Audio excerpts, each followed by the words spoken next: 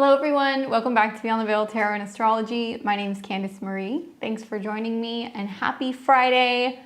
We are here live June 20th, 2025 on the eve of the solstice. And we're doing live astrology readings, so thank you guys for hanging out with me on Friday. If you can see me, give me a thumbs up, like the stream, and let me know where you guys are tuning in from in the chat. It's great to be here. And I'm excited to be doing astrology readings. And it's not like a new or a full moon, so we're kind of like in between. But the solstice is a pretty big deal with planets like the sun ingressing into the sign of Cancer. Here in the Northern Hemisphere, this is the first official day of summer.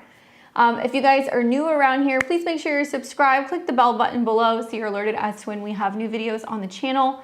I'm a Western astrologer. I have a focus with working with tarot as well as evolutionary astrology. And we're here every Friday at 6 o'clock p.m. Central Time. That's 4 p.m. Pacific, 7 p.m. Eastern. We alternate every other week between tarot and astrology. So yeah, tonight we're going to be talking about really whatever you guys want.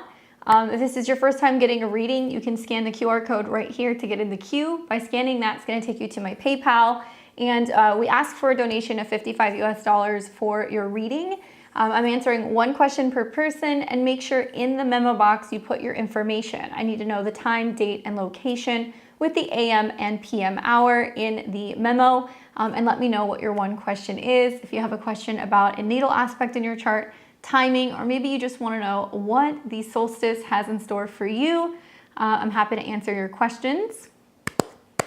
So let's see who we've got here. I know we've got a whole bunch of people who are already waiting for readings. What's up, Danielle? How's it going? Lisa, Sarah, Emma, Stephanie's back. What's up, Stephanie? What's up, Love Nina? And Tisha's here. What's up, Red Druidess? And Deanna, what's going on, guys? All right, well, let me take a look here. I just realized I did not see Danielle, so I got to add her to my list. If we can add her to the level 3 queue, that would be helpful. Let me put her in here. There we go. Anyway, we take level 3 members first. So if you guys are a level 3 and you want to get your reading for the month, let me know. I've already got Danielle, Lisa, Christine, Emma, and Stephanie that are all here that are level 3. But we have a number of people who are waiting in the queue. So we've also got Tish, Amanda, G, Danielle, Marissa, Anna, Alyssa, and Raina. So I know we've got a couple people waiting. So thank you guys for getting your readings in. I appreciate your patience. We'll be answering the questions in the order that we receive them. I know some of you guys are not going to be watching the live. You're watching the playback. Totally cool. If you guys want to get a reading and get in the queue, scan the QR code, and you can always come back to this video and you can watch your reading at a later date. We leave them up also. So if you guys want to leave your comments as some of the stuff kind of comes to pass, I love reading those comments. Just a few things about the channel before we kind of get going. Those of you guys who are not aware, I do have my latest webinar available. We have the boot camp for Saturn in Aries, 2 hours long, lots of information on how to navigate this transit, especially if you have any personal planets in Aries, so sun, moon, rising, or if you're coming up on your Saturn return. It's jam-packed with lots of information, how to navigate, what to be prepared for, how to work with some of the aspects with other planets, and I also have some cosmic to-do lists for the 12 rising signs along with your predictions to kind of help you guys come up with a game plan to make this a very successful 2.5-year period.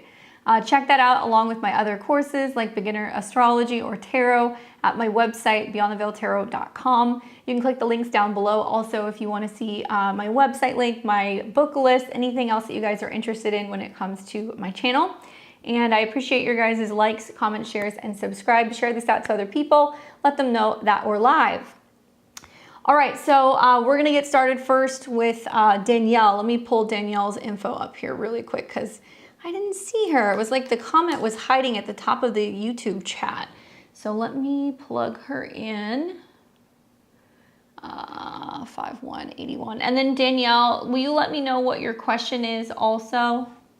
Pretty please. Let me find you here.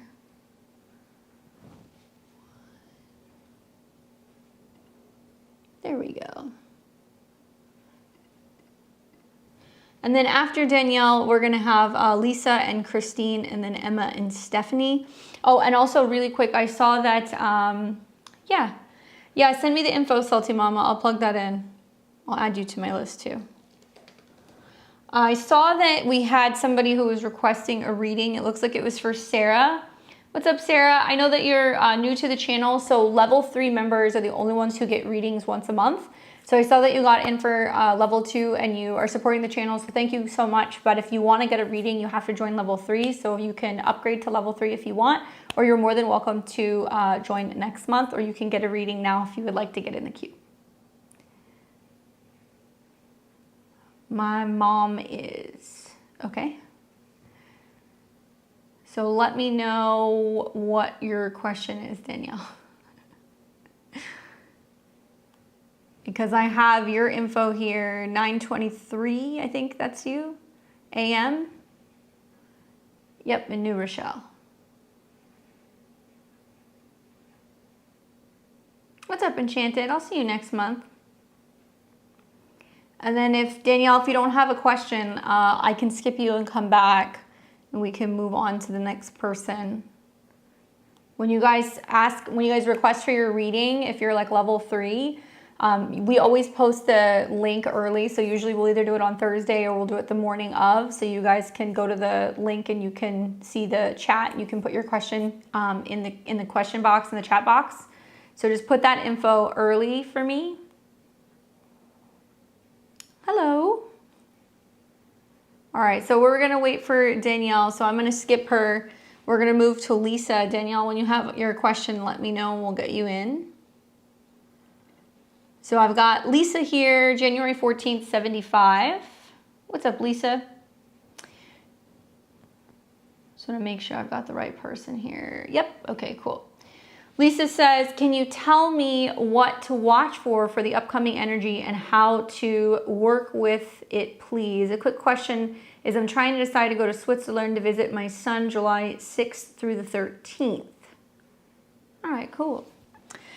So let's look at that time, July 6th through the 13th.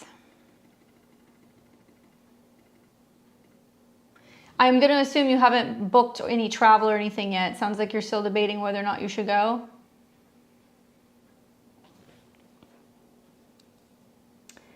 In your chart, you know I use, no, not yet. Okay, cool. So in your chart, you know I use Placidus. So I'm looking at your 9th house being ruled by Jupiter, and that's kind of getting activated with the North Node getting pretty close to your Jupiter. So it does represent travel, investing in travel, expenses relating to travel because you got Jupiter in the 8th house.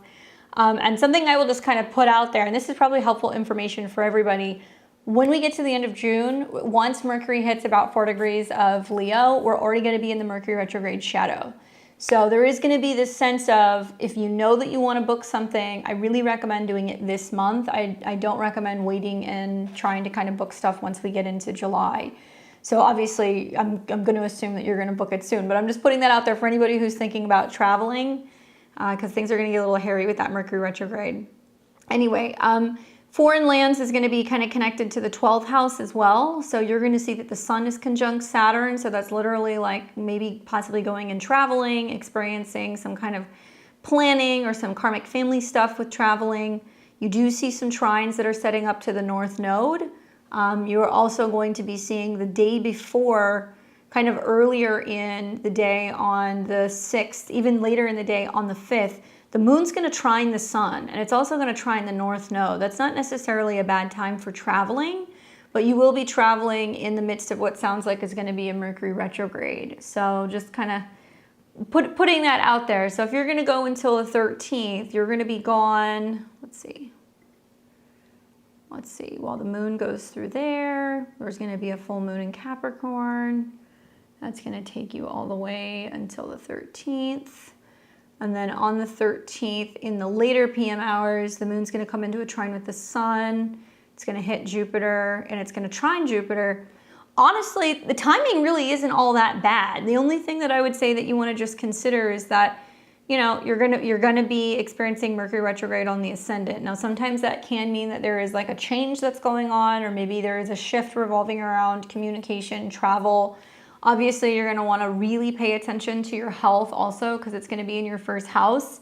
And when you come back home, the Mercury retrograde is gonna start. So a lot of that can be about kind of adjusting to like a new time zone or anything revolving around kind of getting reacclimated into like your schedule or your routine. So you'd be getting out right before the retrograde, getting in right before the retrograde, not necessarily a bad time to travel. And it's pretty much inevitable that you're going to be traveling a lot more as the North Node is coming into conjunction with Jupiter. And you'll see eclipses that are going to be right around there also in September. So like another option is if you decide not to go, you know, in the summertime over July, you could potentially go and do something closer to the eclipse that's going to be happening in early September. Let me show you that eclipse. I don't know if that's good timing for you or not, but certainly that eclipse is going to be really beautiful because it'll be right on your Jupiter. It's going to come into a trine with transit Jupiter, and it's also going to be coming into some aspects with planets that later, like weeks later, will be coming into Scorpio. So it could also kind of reactivate some stuff there, seeing a kid traveling. I do fear flying. I've been nervous. I think you'll be fine. I don't think there's going to be any issues. I mean, also you've got Saturn that's still in Aries, and Saturn is going to be in a trine with Mercury. That's the other reason why I'm okay with it. It's a wide trine, but if this were me, I would probably go and book your travel while the moon and Mercury are coming into a trine with Saturn. So I would probably go and book this on the 27th. So in about a week. I mean, you can book it sooner, but at least you're going to have some nice aspects to Saturn, and you're also going to see that there's going to be some nice aspects to Jupiter. Even Mercury has been trine Jupiter in your natal chart, so there's that as well. Another day that you can do it is right after the new moon, when the moon is coming into a trine with the North Node and also transit your natal Jupiter. So I would say the 25th or the 26th would be the days that I would go and physically book it. Just really take care of your health. You know, Mercury rules your whole sign, third house. Make sure that, you know, you're washing your hands, you're taking your vitamins, make sure you're taking care of your lung health. Maybe, you know, bring some nasal spray or something, because I don't want to see you getting back and then like having a health issue with some of the retrograde stuff that's kind of coming up, right? Just kind of putting that out there. But Capricorn Sun, you know, Saturn in a square to your sign is a lot about getting out of the house and making changes and feeling there's a sense of karmic obligation for family. And it's squaring Jupiter, which rules your fifth house of children. So having to kind of travel, go to another place and go and see him. So I hope you're able to make the trip. I hope it's a beautiful one and that those dates kind of help you and align. And if not, you can definitely do something around the beginning of September. Okay? Hopefully that's helpful for you.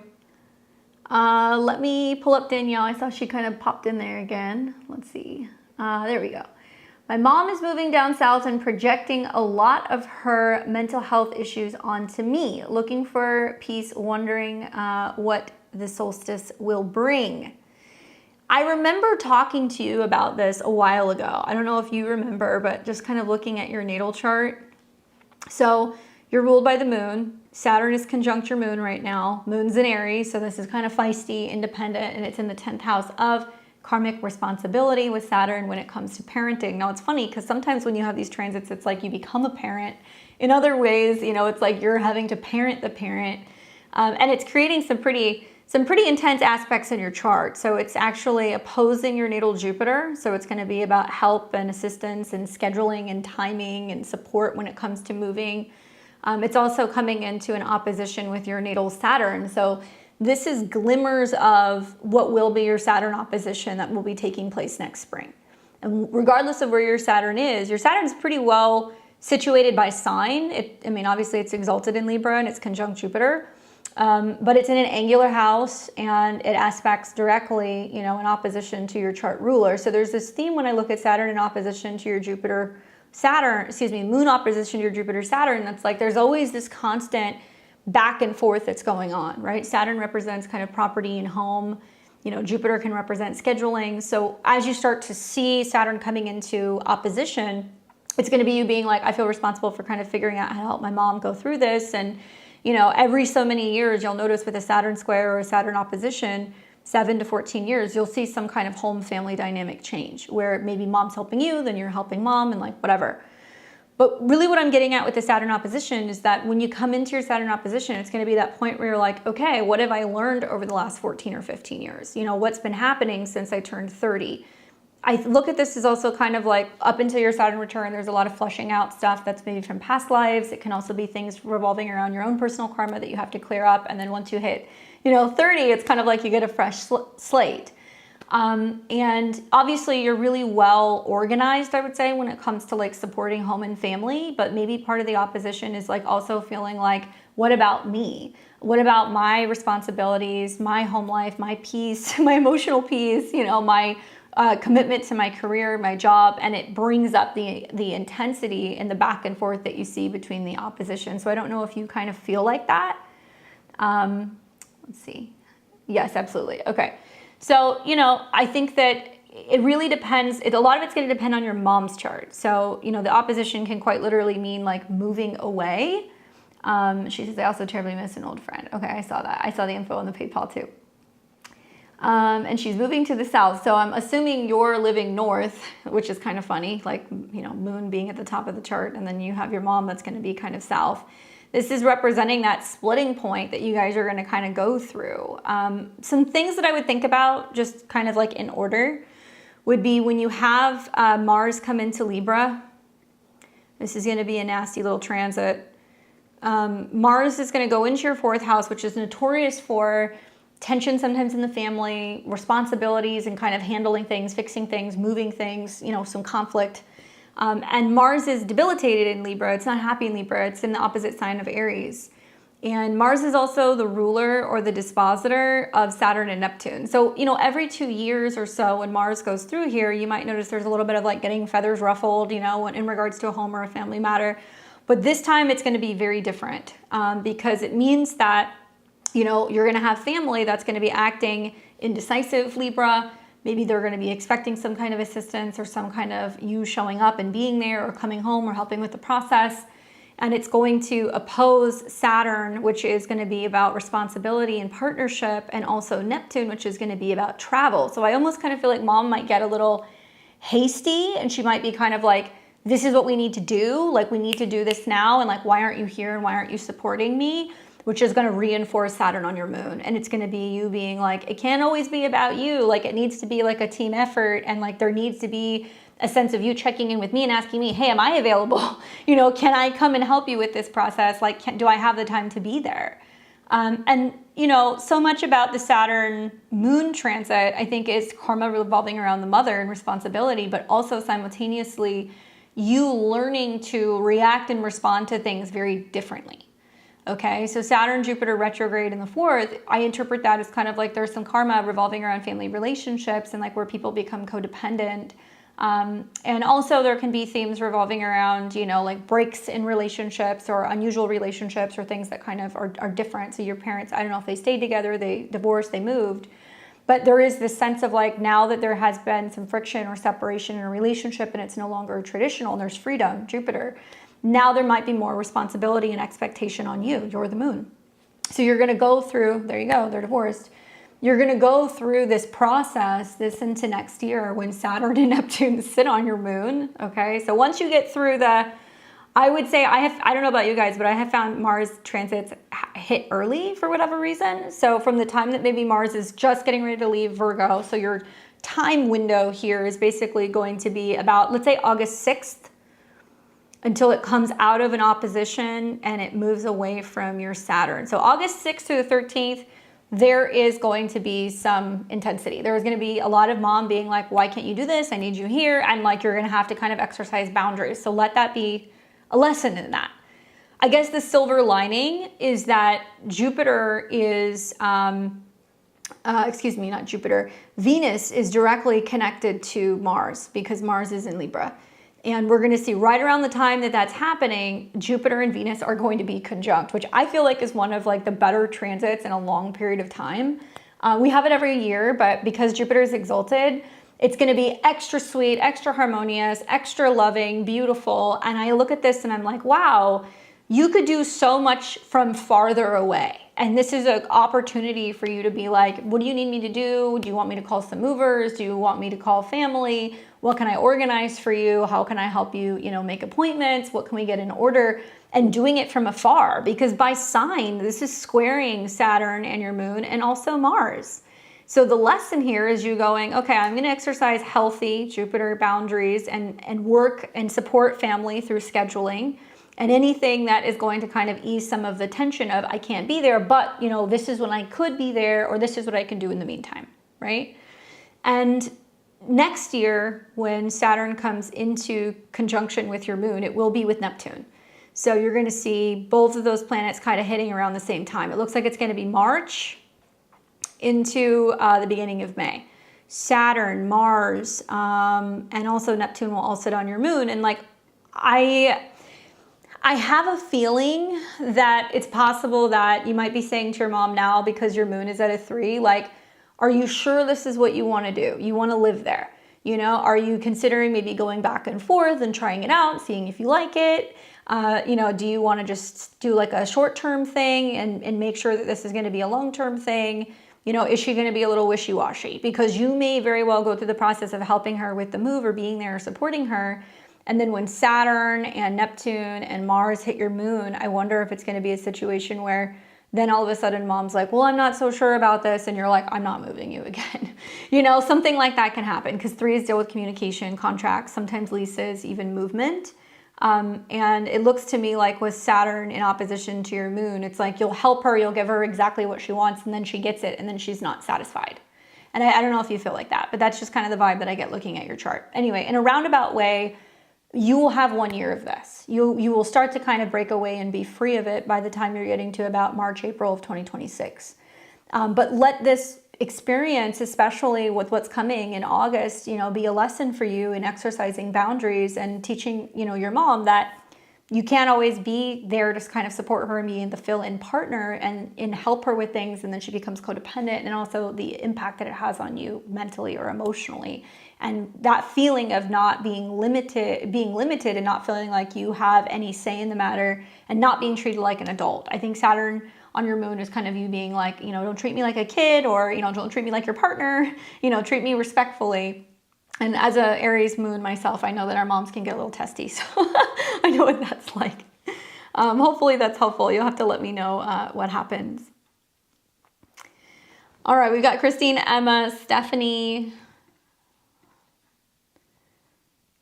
What's up, Christine? We're going to call last call soon, so if you guys want to get your readings in. All right, let me scroll up here a little bit. All right. So Christine says, cashing in, 726, Bellingham. What's up, Christine? What question do you have for me? Let me know.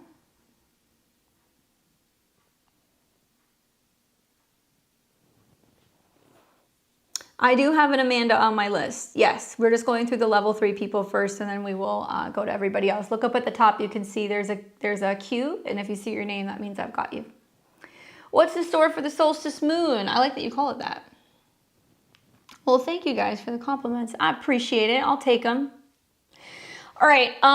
So Christine, obviously, the sun coming into Cancer for you is going to be in a little bit of a funky part of your chart, girl, because you've got some of that Cancer that's in your 8th house. So probably for me, I mean, just generally for like Scorpio risings, the sun going into the 9th house is really about the bigger picture when it comes to your beliefs, especially about home, family, your emotions, anything revolving around some kind of expansion and optimism when it comes to family-related matters as well. As a Leo sun, it's a little funky too because it's kind of behind your sun. So I think that this is about how you're embracing change and transformation when it comes to home, resources, joint finances, all of that stuff, which honestly, you could listen to Sagittarius rising because you're going to be seeing a lot of that stuff until Jupiter gets into your 9th house. Transformation when it comes to finances, resources, borrowing, lending, home, all of that stuff. So you're still going through some of the transits where you might actually luck out and get some abundance. But in the meantime, it's a lot of like emotional stuff and emotional healing. But all Scorpio placements are going to do well with the Jupiter transit. Jupiter trine the ascendant is going to be good for travel. Jupiter trine the North Node is going to be good also for, you know, romance, creativity, but in your case, the 4th house expansion of home. So it's going to be a little bit more watery maybe, but I don't think you're going to mind with Scorpio rising. I think the real kind of stinker, and we've seen this a little bit already, you know, Jupiter recently has been kind of in a landlock with Saturn and Neptune. Mercury was in a landlock with Saturn and Neptune, and now we have to watch the sun go through that. So that's why I've told a lot of people, like, things aren't going to change. Like, we're not actually going to feel like we're coming out of what has been a very heavy period for the last couple of weeks until after the summer solstice. So if we look at this, it'll be the summer solstice where the sun's going to square Saturn and Neptune right off the bat. Let's go by day. Which I look at this and I kind of go, well, it depends on what you got going on in your life. You know, Saturn and Neptune can make you feel like you're longing for something in the 5th house that you could create, something that you're desiring, wanting more joy, wanting more fun, wanting more passion. It can also revolve around creating more time in your schedule because that's your whole sign 6th house, revolving around being of service or feeling like you have some kind of purpose. Having gone through Saturn and Neptune in my 6th house the last couple of years, and then also I had Jupiter in my 9th house square, it's more philosophical. It's more about your purpose. Why are you here? What did you come to do? You know, and kind of questioning and wondering if you're spinning your wheels, and you'll feel like you're spinning your wheels with Saturn and Neptune in your whole sign 6th. But with Jupiter going into the 9th house, you're going to start reading and learning and expanding and traveling and shifting things revolving around your perspective. And I would say watch for that, especially right around the time that we get to the new moon, which I think is arguably one of the best new moons all year. And I've been saying that since last year, because we're going to have the moon in its domicile and its home sign. It's going to conjunct Jupiter, which is exalted. We only get that conjunction between the sun and Jupiter once a year. 12 years ago, we didn't get it.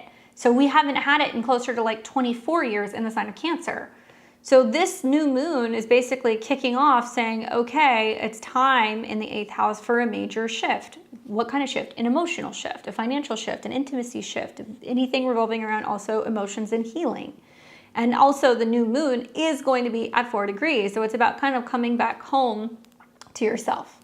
I think as a Scorpio rising, you'll like it. I think as a Leo sun, it may feel a little dark night of the soul-y, especially with Pluto in opposition to your sun, which might be overshadowing some of the positive stuff that's happening.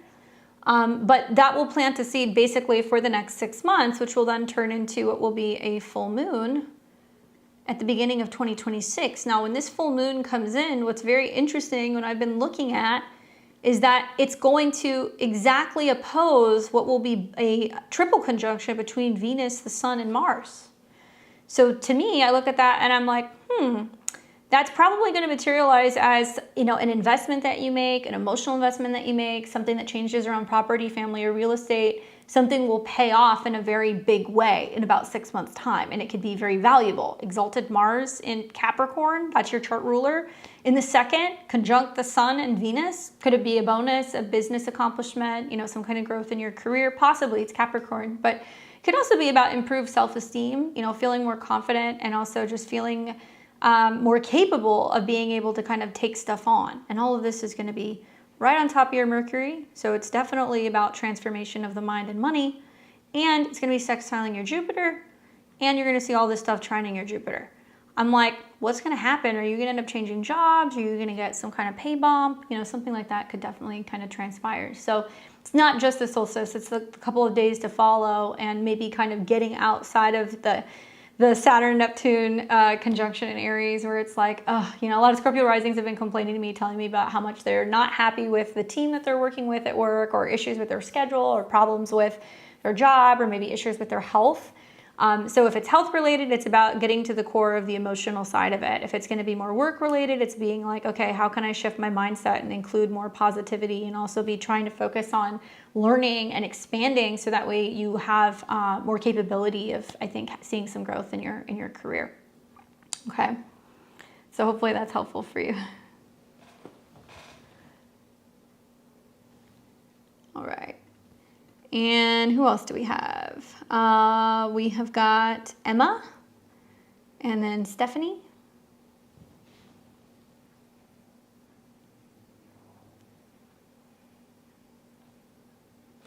Oh, let me see if I have his info, Salty Mama. But yeah, I can do the reading for him. Just let me know what the question is. Thanks, Christine. Appreciate the feedback. Let's see what's up with Emma. Emma's so easy. She's always just like, tell me what you see. All right, so Emma says, hey, Candace, want to collect my reading. I want to understand what cosmic energies are bringing me this solstice and what I should be conscious of for my highest good. Well, you know I'm going to talk about how the solstice is always on your Mars, right? It's always on your Mars. So she's Capricorn rising, Moon in Scorpio, Sun in Pisces, and every single time the Sun enters into Cancer, which if you're in Australia and you're part of the world, it's actually your kind of like winter time, right?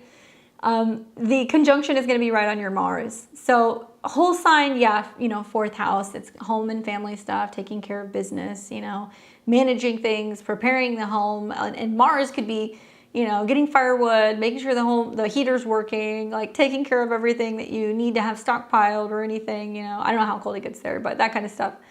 But what's cool is that the solstice point is happening with Jupiter. So for you, Jupiter transits can be a little tricky because with Placidus housing system, you're going to see sometimes there's intercepted houses or planets. So Jupiter gets kind of, I guess, like nicked a little bit because you have Sagittarius that's intercepted in the 12th. Might represent that there are some unexpected things that kind of come about throughout the next 3 months revolving around karmic relationships, right? So in your whole sign 7th, revolving around unexpected home and family drama or visitors, things that you need to be kind of taking care of around the home. But I feel like with Jupiter being there, it's also about being able to kind of like see or learn or expand more when it comes to relationships as well.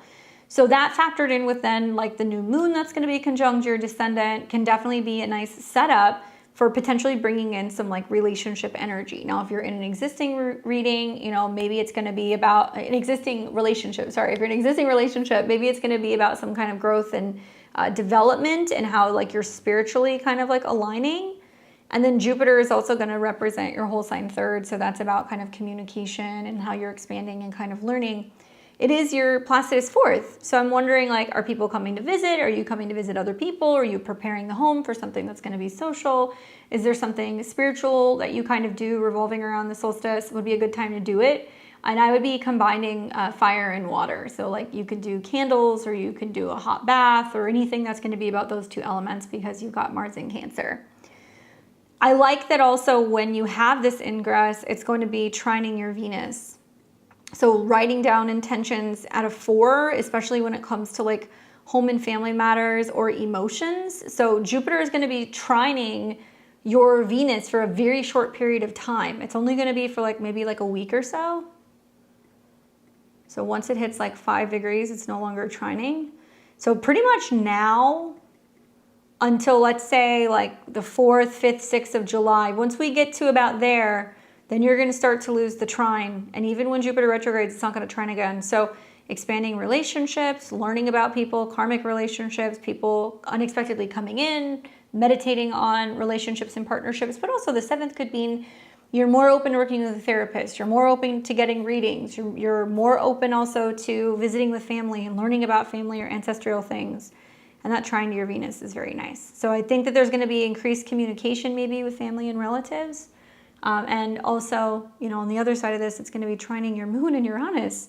So it looks like it'll be a very social time. That's kind of the vibe that I get looking at all of that. Now, when you have the new moon come in, that new moon is going to be right here. So it's going to be right at 4 degrees, right along your descendant. Highly, highly, highly, highly recommend doing something for this new moon because of its exact trine to your Venus and the conjunction to Jupiter. Wow. So probably what I'm assuming is round about the time that you're getting the full moon and we see all those planets at the beginning of the year on your ascendant, it could be a very strong period of time when it comes to relationships.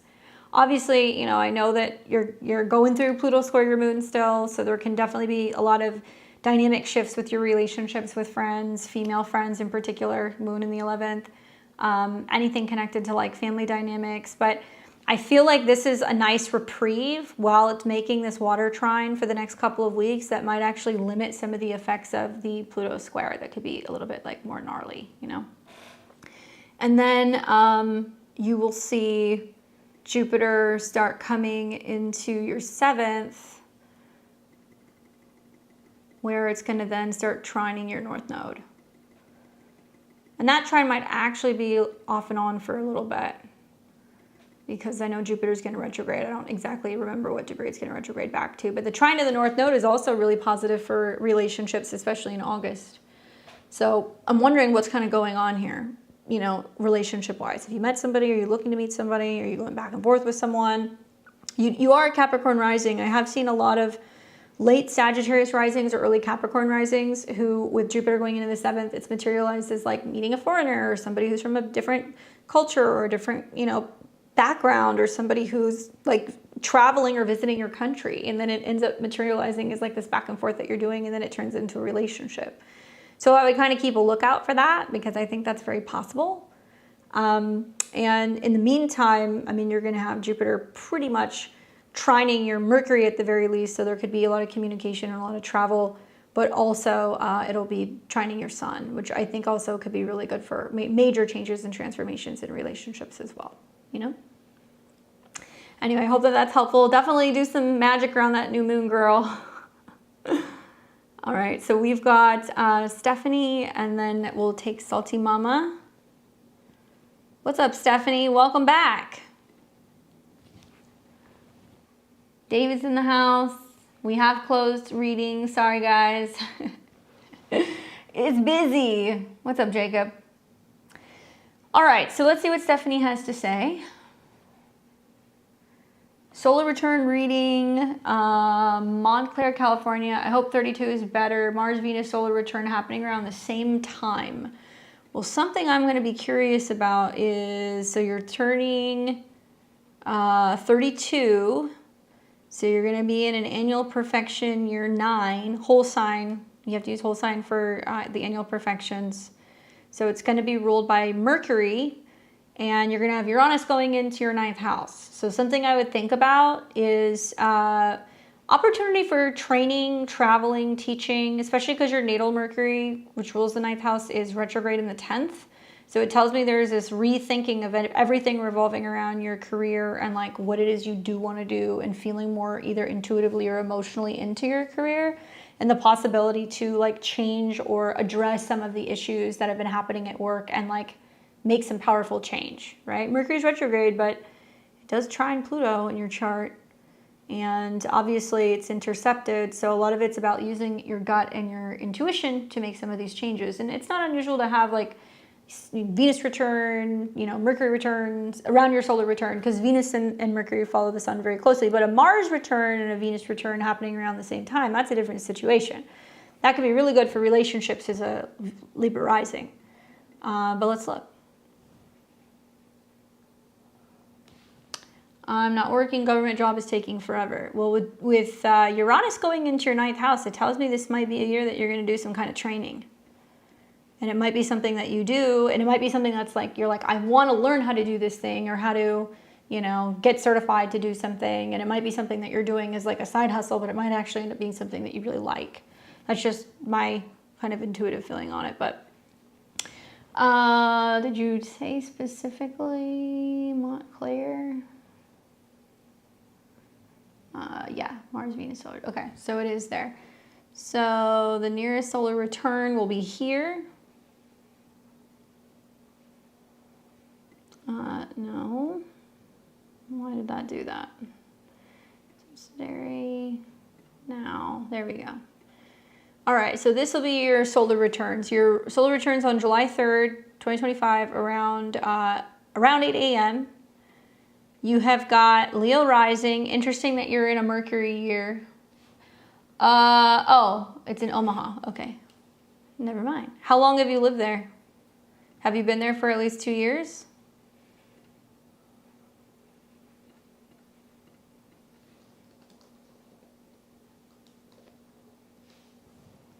Nine years. Okay. All right. Just want to make sure. All right. So here is your solar return. It's going to be around 3:56 a.m. in Omaha. Leo rising, ruled by the sun. Sun's conjunct Jupiter in the 11th. All right, so first things first, you know, you've got the rising sign that's in a late degree, and Uranus is squaring it, exactly.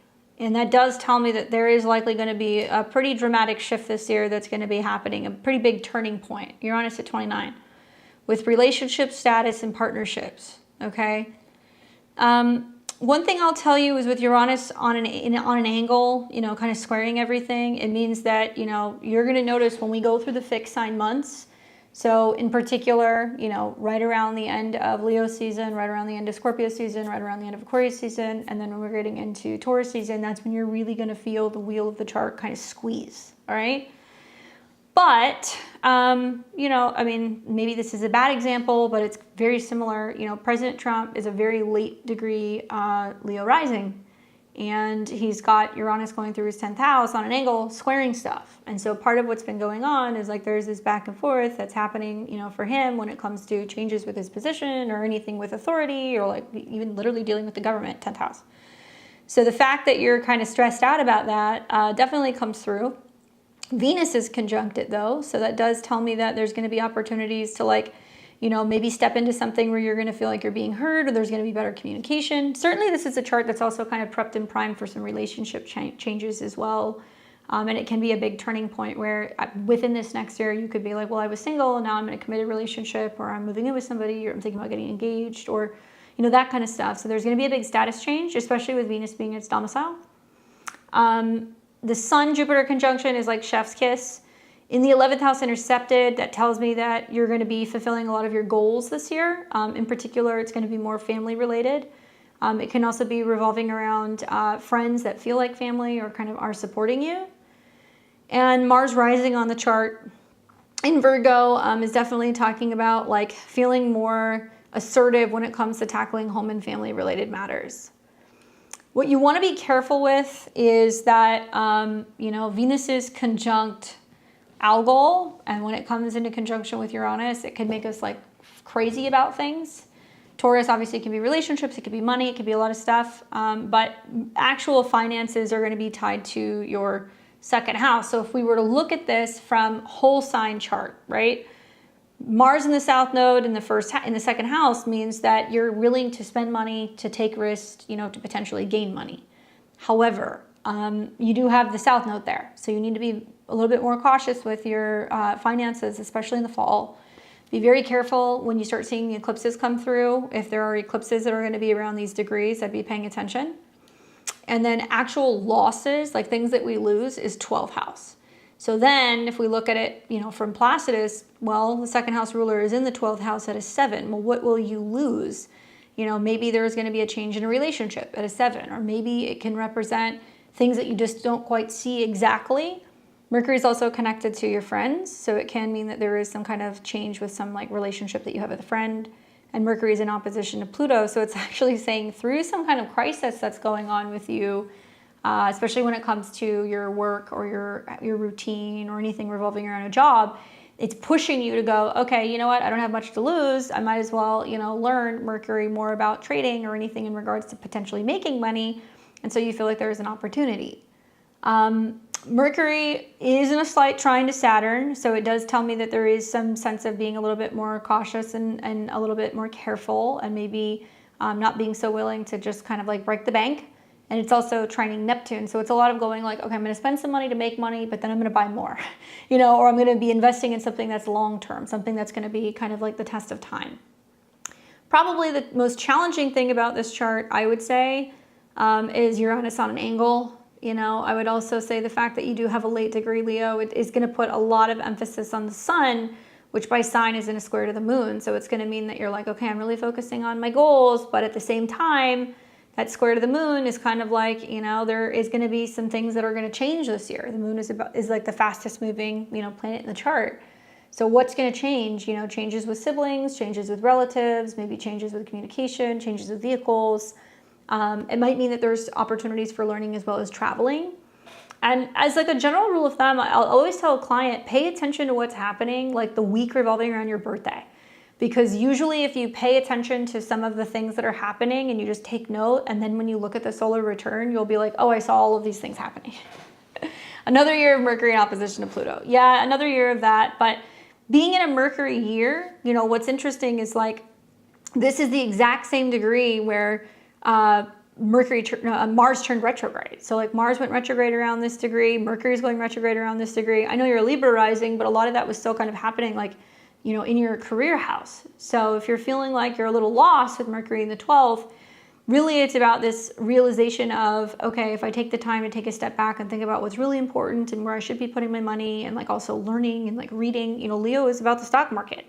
You know, you can actually find ways to take little bits of money and kind of invest it and try to kind of grow it in the long term. Just try to do small increments. I would say be really careful with the Mercury-Pluto opposition. Don't rely on like applications or anything that's going to be telling you where to put your money. I feel like that's the opposition to Pluto. And this is also going to be feeling like whatever moves you're making, you're going to be a little bit more private about your financial situation, especially Pluto could represent, you know, talking to people at work about it, talking to family, you know, and feeling like, if anything, the financial situation is going to take more of a toll, I think, on you mentally than it will, you know, in any other way. So it's going to be about how you're learning about like that wealth mindset. Like Mercury in the 12th house could be great for like mantras or meditation or anything revolving around like vision boards or using your gut or your intuition to kind of make some changes. Yeah, that's how I look at losses, by waiting for someone. Yep. Yeah, I think that generally, you know, when you have the 9th house here, what you'll find is like the segue from the 9th house is there's somewhere you have to go, or there's something you have to learn, or there is like a teacher or a mentor or somebody who pops into your life that will influence ultimately what happens next year when you go into your 10th house here, which is going to be more career related. But even then, if you look at your 10th house ruled by the sun and the whole sign 9th, you know, at an 11, it means that there is still going to be some kind of teacher, trainer, mentorship, something that's going to happen. And, you know, I'm very, very optimistic. Like if you're trying to get a government job, as soon as Jupiter hits your sun, I'm wondering if something is going to happen. And look what's going to happen. Look, Mercury is going to retrograde. Jupiter is going to hit your sun. Sun is going to conjunct Mercury, and then Venus is going to go into Cancer. Like I have a feeling the end of July, maybe, you know, beginning of August, you know, that retrograde could be used to be like, okay, I'm getting back into work. If you haven't been working and you have the retrograde in your 10th, it could be that you actually go back, right? Anyway, hopefully that's helpful for you and giving you some insight for the next year. I hope you have a happy birthday.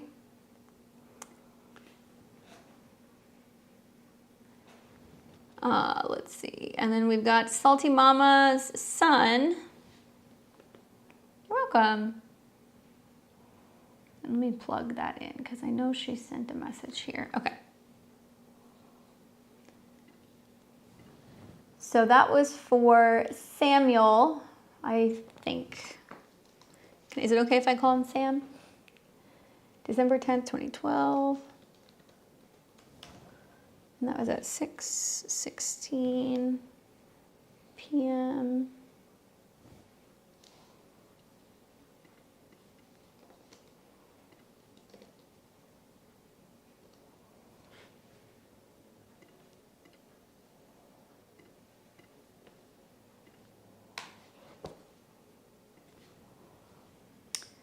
He's an actor and having great auditions and opportunities lately, wondering how it plays out for him and how I can best support him. Okay, cool. Well, what can I say? What a good transit to be working as an actor with Jupiter on his ascendant. He's going to get a lot of recognition and a lot of attention this year, both being a Sag, but also I think having Jupiter exalted on his ascendant at a 10 is like chef's kiss. So how can you support him the best? I mean, what's interesting is like, you know, to some extent, the South Node is still going through the 4th house. So I'm not going to say he doesn't need his mom. He's got his sun conjunct his moon, so he's very, you know, tied to mom and dad. But the South Node transit in the 4th house is a lot of like the willingness to be like, okay, you can go out and you can do things. You can start focusing on this. You don't have to stay here. You don't have to be here. You know, like it's okay to like go out and like wander.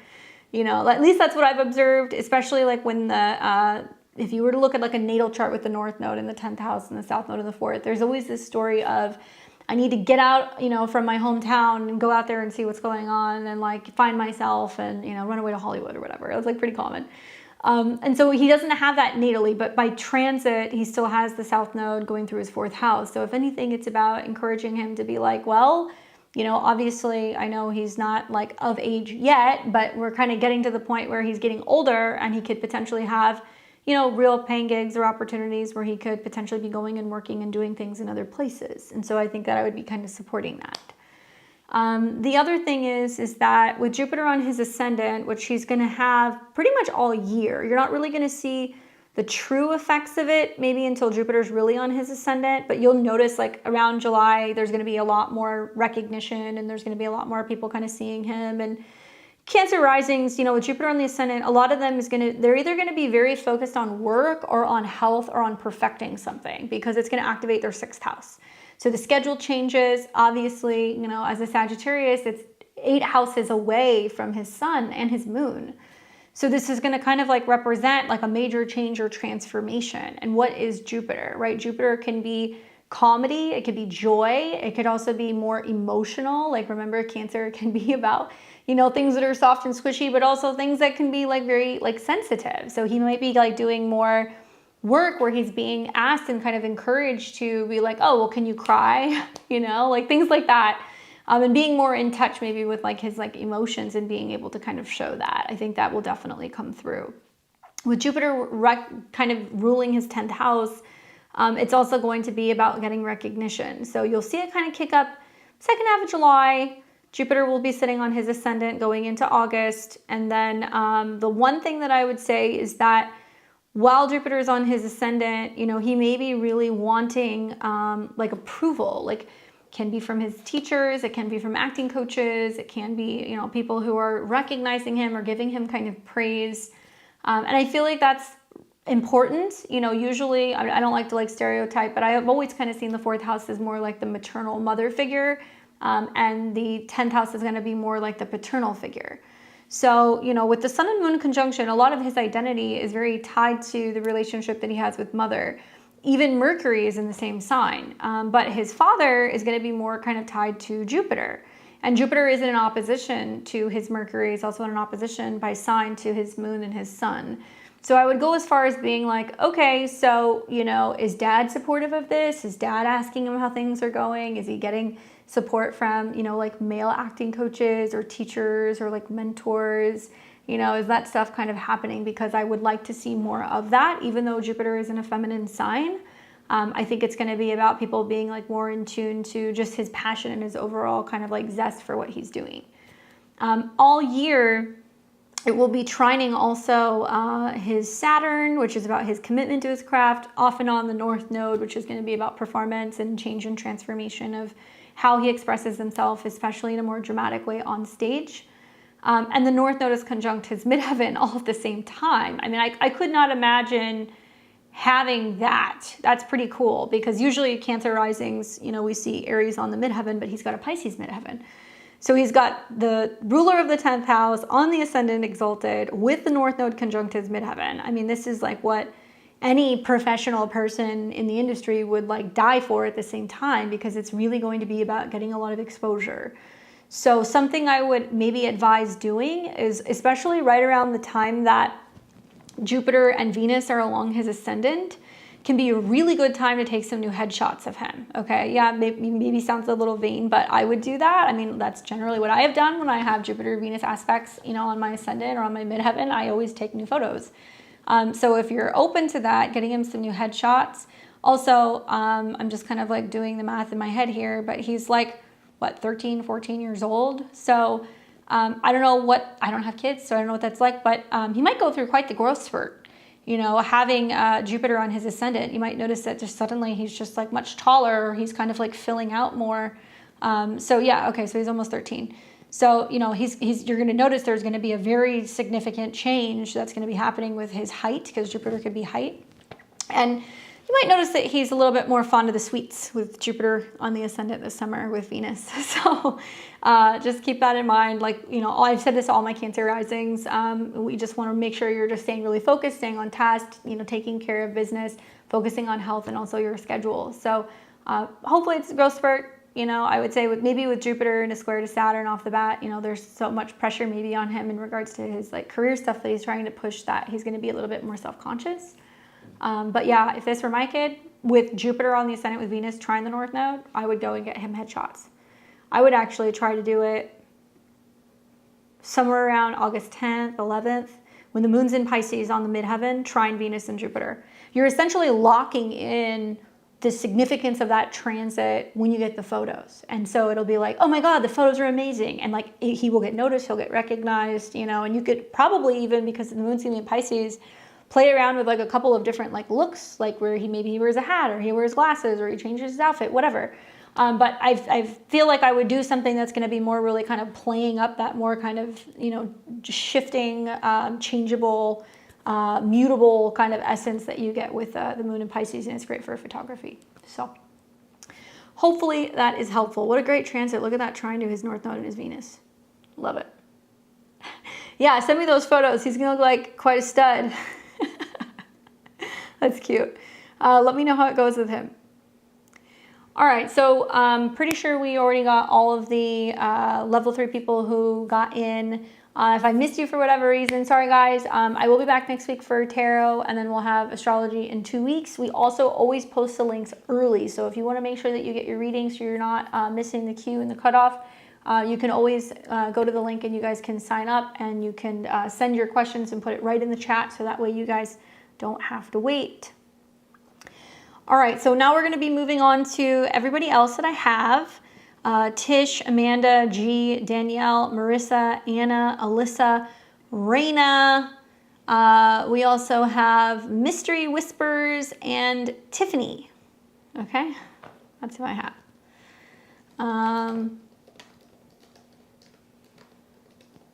And since I only have a couple charts to plug in, I might plug those charts in really quick, guys. And if I miss anybody, please let me know, because sometimes all the multitasking, my brain kind of short circuits a little bit. All right, so I'm going to add these 2 charts really quick, and then we will continue with everybody else. Thank you for your patience. If you guys haven't already subscribed, please do click the bell button so you're alerted as to when I have new videos. We're here every Tuesday, Thursday, Friday, and Sunday. It'd be great to have you guys visit with us for a while.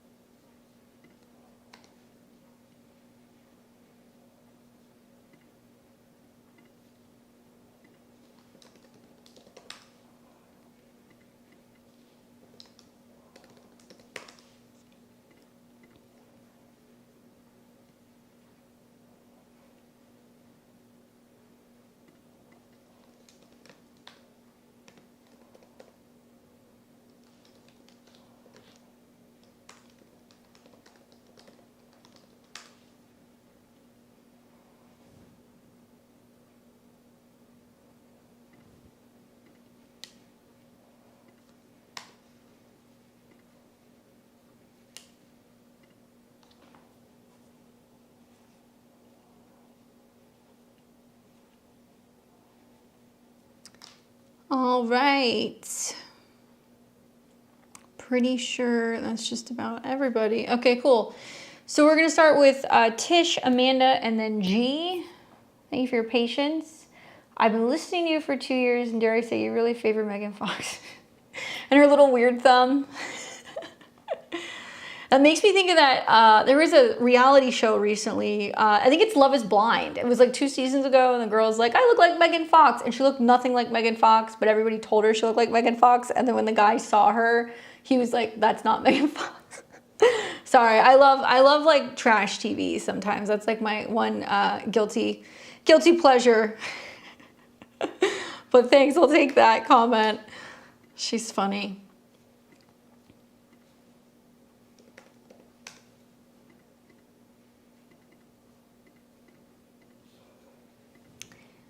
Chelsea. Oh, Chelsea. Oh, she's a sweetheart, though. All right, so I've got Tisha. She says, I'm in an intern position I'm not really sure I'm meant for. It's very challenging outside of my comfort zone. I have a final decision by the end of August. Does my astrology encourage me to keep this position or go back to what I know? Okay. 6/26/74, and that was at 8:107 p.m. in Scottsdale, Arizona. So Aquarius rising, sun in Cancer, moon in the sign of Libra. So Mars rules your 10th house of career, as does Pluto, okay? So when I look at the career, I look at the 10th house, when I look at your position, I look at the 6th house, and part of what I think is happening is like several fold. So, you know, you were born with Sun and Saturn square the moon. So you were going to have like intermittent periods where you'd be like, you're working a job and then you're like, I don't like it, or this isn't working, or there is some scheduling issues or some staff issues or some health issues. Something happens. And so that's part of like the complexity of the square that you have between these planets. Now that Saturn is moving into Aries, okay, and it's starting to come into opposition with all this Libra, and also it's starting to square all of this Cancer, what I would say to you as a client is I would be like, look, if something's a problem now, make it bigger. Because next year, when you get into the spring and summer of 2026, Saturn and Neptune are going to square your Sun and your Saturn, which means you could really not be emotionally fulfilled or happy or crazy about your schedule or the staff that you're working with. And also it's going to oppose your moon, which means it is going to bring up some issues, and it could be a little bit like detrimental from a financial perspective, at least in my mind. Finances aren't the most important thing, but it is going to happen in your 2nd and your 8th house. Probably the most important thing is that it's going to make the square, the T-square focal point, your Sun, Saturn, and Mercury, which is, are you happy there? Do you feel fulfilled? Can you be creative? Do you like what you're doing? I mean, that's important too, right? So it's like if you put it off, you might find that it's inevitable that there's going to be a change. And it'll probably be a change that you don't like. Now, the other thing that I think about is that you're going to have a Mercury retrograde that's going to be happening in your 6th house, which is quite literally your schedule, where you're working, and who you're working with. And guess what? It's going to happen in July. And unlike other astrologers, I actually really like using retrogrades to change my mind. And I will recommend other people to do that as well, because that's what the whole part of it's about. So for you, Mercury is going to retrograde technically in your whole sign 7th. So it's about changes revolving around relationships and partnerships or collaboration. It is going to retrograde fully, though, in your 6th house of work and routine. And so it's perfect timing. It's like that would be the time that you would make the change. At least when Mercury is retrograde, it's going to make some decent aspects in your chart. Like it's going to go retrograde over your Mars, which is going to give you the opportunity to be like, hey, I want to make a change, especially right at the end of July. Like, look at this. Mercury and the moon are going to come together on your Mars, like, you know, the 26th, 27th, 28th. You're also going to have the Cazimi that's going to take place, which is likely going to give you some insight as to what exactly is going to change, which looks a little trickier on the 31st. And I've encouraged other Aquarius risings who are kind of going through some of the same stuff. I've been like, look, you know, now's a really good time to either A, start looking for another job, or B, start kind of trying to see whether or not there's a different department or something that you can switch to. Because it is still going to be going over your Mars. You may actually be able to stay with the company but go to a different department. There's other things going on in the chart though. You know, Jupiter's on your Sun and your Saturn and your Mercury, so it is going to give you the opportunity to find something new. That is your whole sign 6th. So this would be a great chart that would be, you know, perfect for interviewing and trying to find other jobs. While Mercury is retrograde in your 6th house of work, it's also going to trine Saturn and Neptune. So I could see the fear revolving around like, oh, you know, if this job ends, like, you know, what's going to happen, like financially. But I would say don't lead with that. Mercury sextile your moon could actually be good for finding another position and finding another job. And I think Jupiter's sitting in your whole sign 6s as well. So do I think you will stay? Well, I mean, not a lot of people, I haven't heard anybody else talk about this yet. And I know I'm not the only person to think about this, but the Mercury retrograde is making the exact same opposition to Pluto that the Mars retrograde made.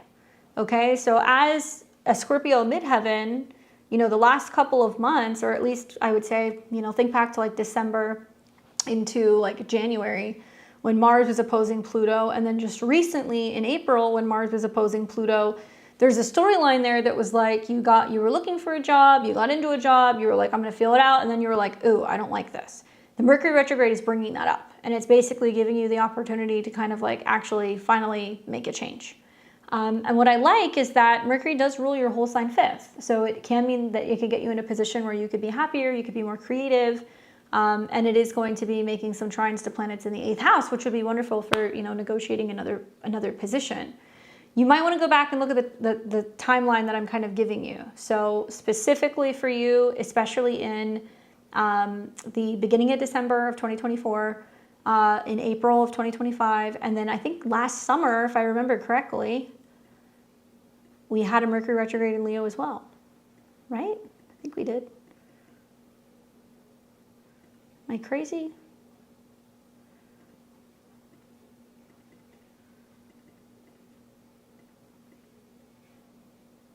No, maybe we didn't. For some reason, I thought we did. No, we did. It started in Virgo and it went back into Leo. It didn't really aspect your 6th house, so it wasn't quite the same.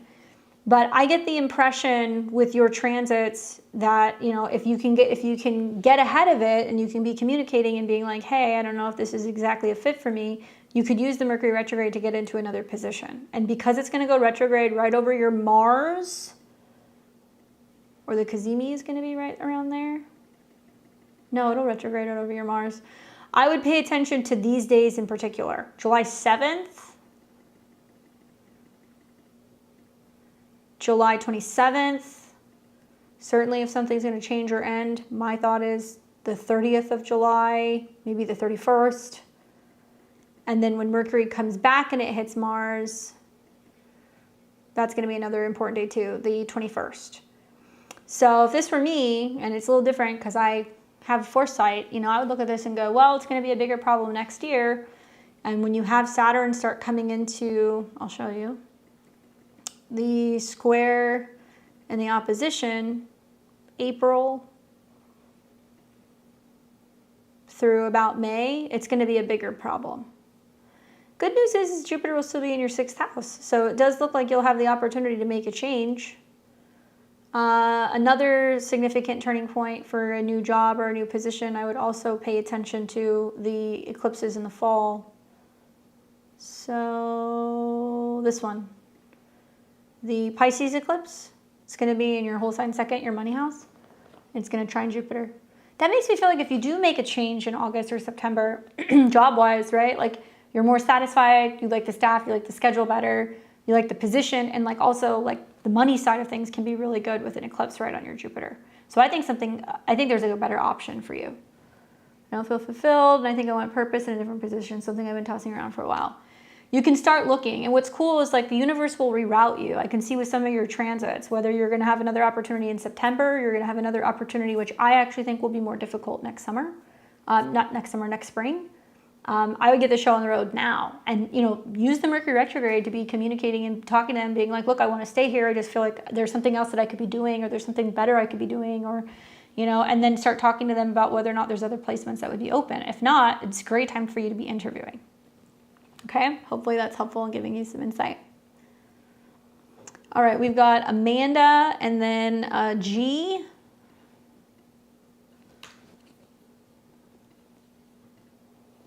See. Well, thank you. I appreciate you.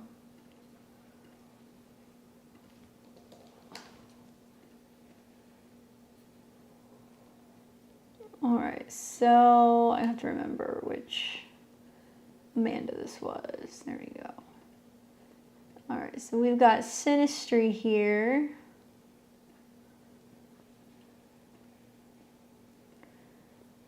There we go. And then, what was his name?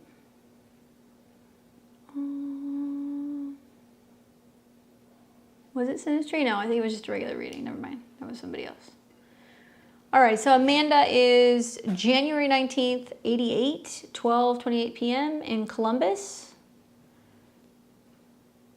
She says, live reading. Okay, so you're currently in Charlotte. I went under contract on the perfect house back in May. Due to a minor zoning issue, the closing has been delayed until around the week of July 21st through the 25th. All right.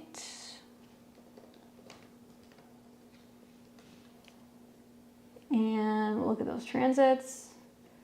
And then she says, can you look at my chart and tell me if you see anything that would prevent the closing? The company I work for did an unexpected layoff a few days ago, and I'm questioning if there will be another one before I can close.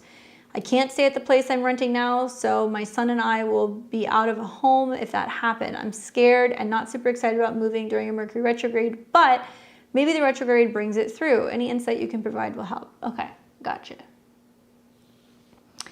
So one thing I would say, and this is, I'm probably going to repeat myself, so everybody just listen, okay? The Mercury retrograde in Leo will bring up the exact same themes that I think we saw during the Mars retrograde, because it's in the same sign, okay? So that house, you're going to see similar things. Good news is that sometimes Mercury retrogrades bring things through that have been delayed. So if you're waiting for something, the retrograde can help you kind of like wrap it up. The reason why it's not fun is because it's in opposition to Pluto. So it represents something outside of ourselves that deals with power struggles, unearthing something, some kind of secret, some kind of financial matter, like something like that. So if you're talking about zoning, yeah, that's going to cost time. Somebody else is in charge of that, blah, blah, blah, blah, blah. So as a Taurus rising, the Mercury retrograde is in your 4th house of home. So it's literally about changing homes. Mercury it's got duality to it. And Mercury rules your 2nd house of money, resources, and land, okay? And it's a mercurial house. So it's going to be about communications, contracts, right? Where it's getting you and where it's creating some problems is that the Mercury retrograde is going to start in your 4th house in opposition to your Mercury. So right off the bat, it's going to be like, okay, other people are the 7th, other people's homes are going to be the 10th.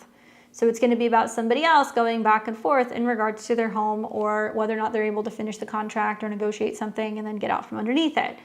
So Mercury opposed Mercury means that there's going to be a difficult kind of sense of communication. Mercury in Leo is a little bit more dramatic. It's also about your kid, Leo's children, and being like, I want to move my kid around, and like trying to find a way to communicate with other people.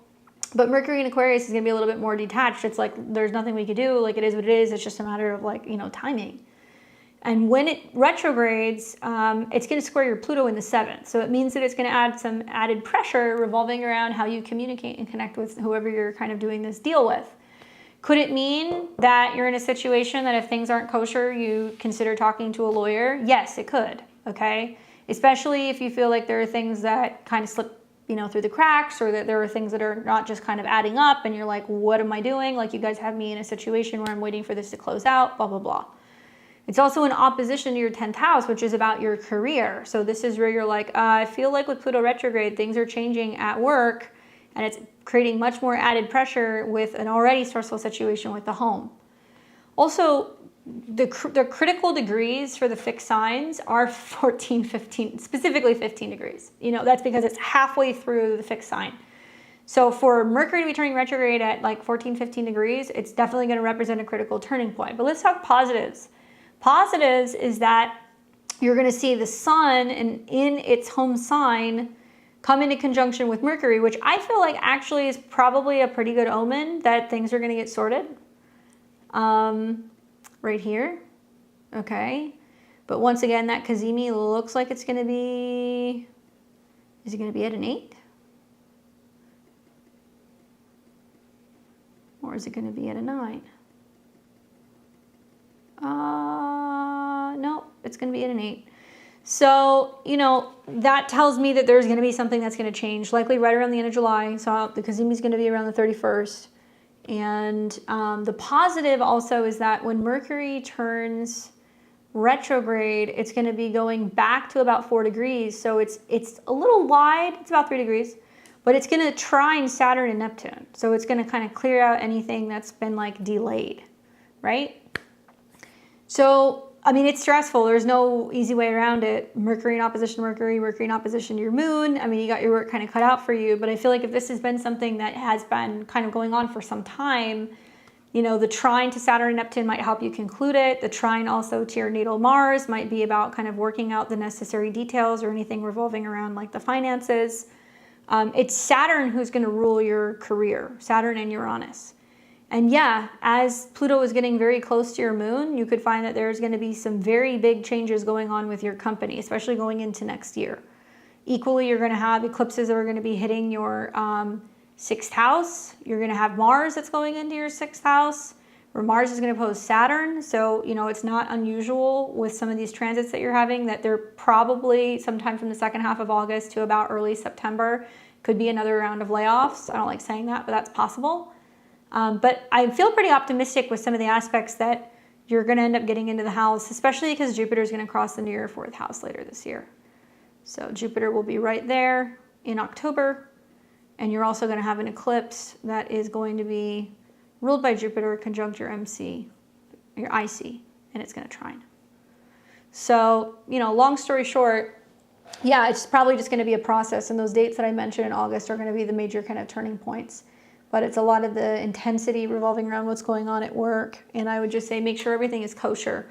Because that square to your Pluto makes me wonder if there's like some other stuff that's going on. Like, I don't know, with the zoning and whether or not, you know, it's stuff that they should have taken care of before they put the house up for the market. If it's going to be creating any issues like for tax reasons, like I would be asking them those questions because Pluto's going to deal with taxes. And because it is trining your Mars. So if there's anything that's going to like increase that or be any problems revolving around like you doing any additions or anything kind of connected to your home, I would ask all of those questions. Anyway, I hope that that's helpful for you. And yeah, I think Venus coming into your 4th house also is going to give you safety and security of the home. And you have that at the later part of August. So you just kind of have to get through that month. Please let me know what happens. Sending you guys lots of good vibes. All right, so we have got G, which is the alias. I have to put that out there. Here we go. And G was born January 19th, 88. Oh, no, wait, this is not, that's Amanda. There we go. G was born on June 22nd, 1990 at 11:40 p.m. Okay, let's see what G has to say.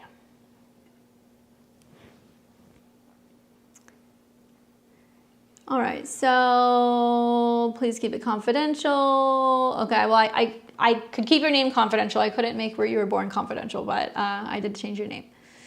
Okay, so you have 2 questions, which I'm going to tell you. I'm only going to answer one, okay? So I'm working at a job which I don't like, but at least it's a secure job. What can I expect from my job career for the next 6 months?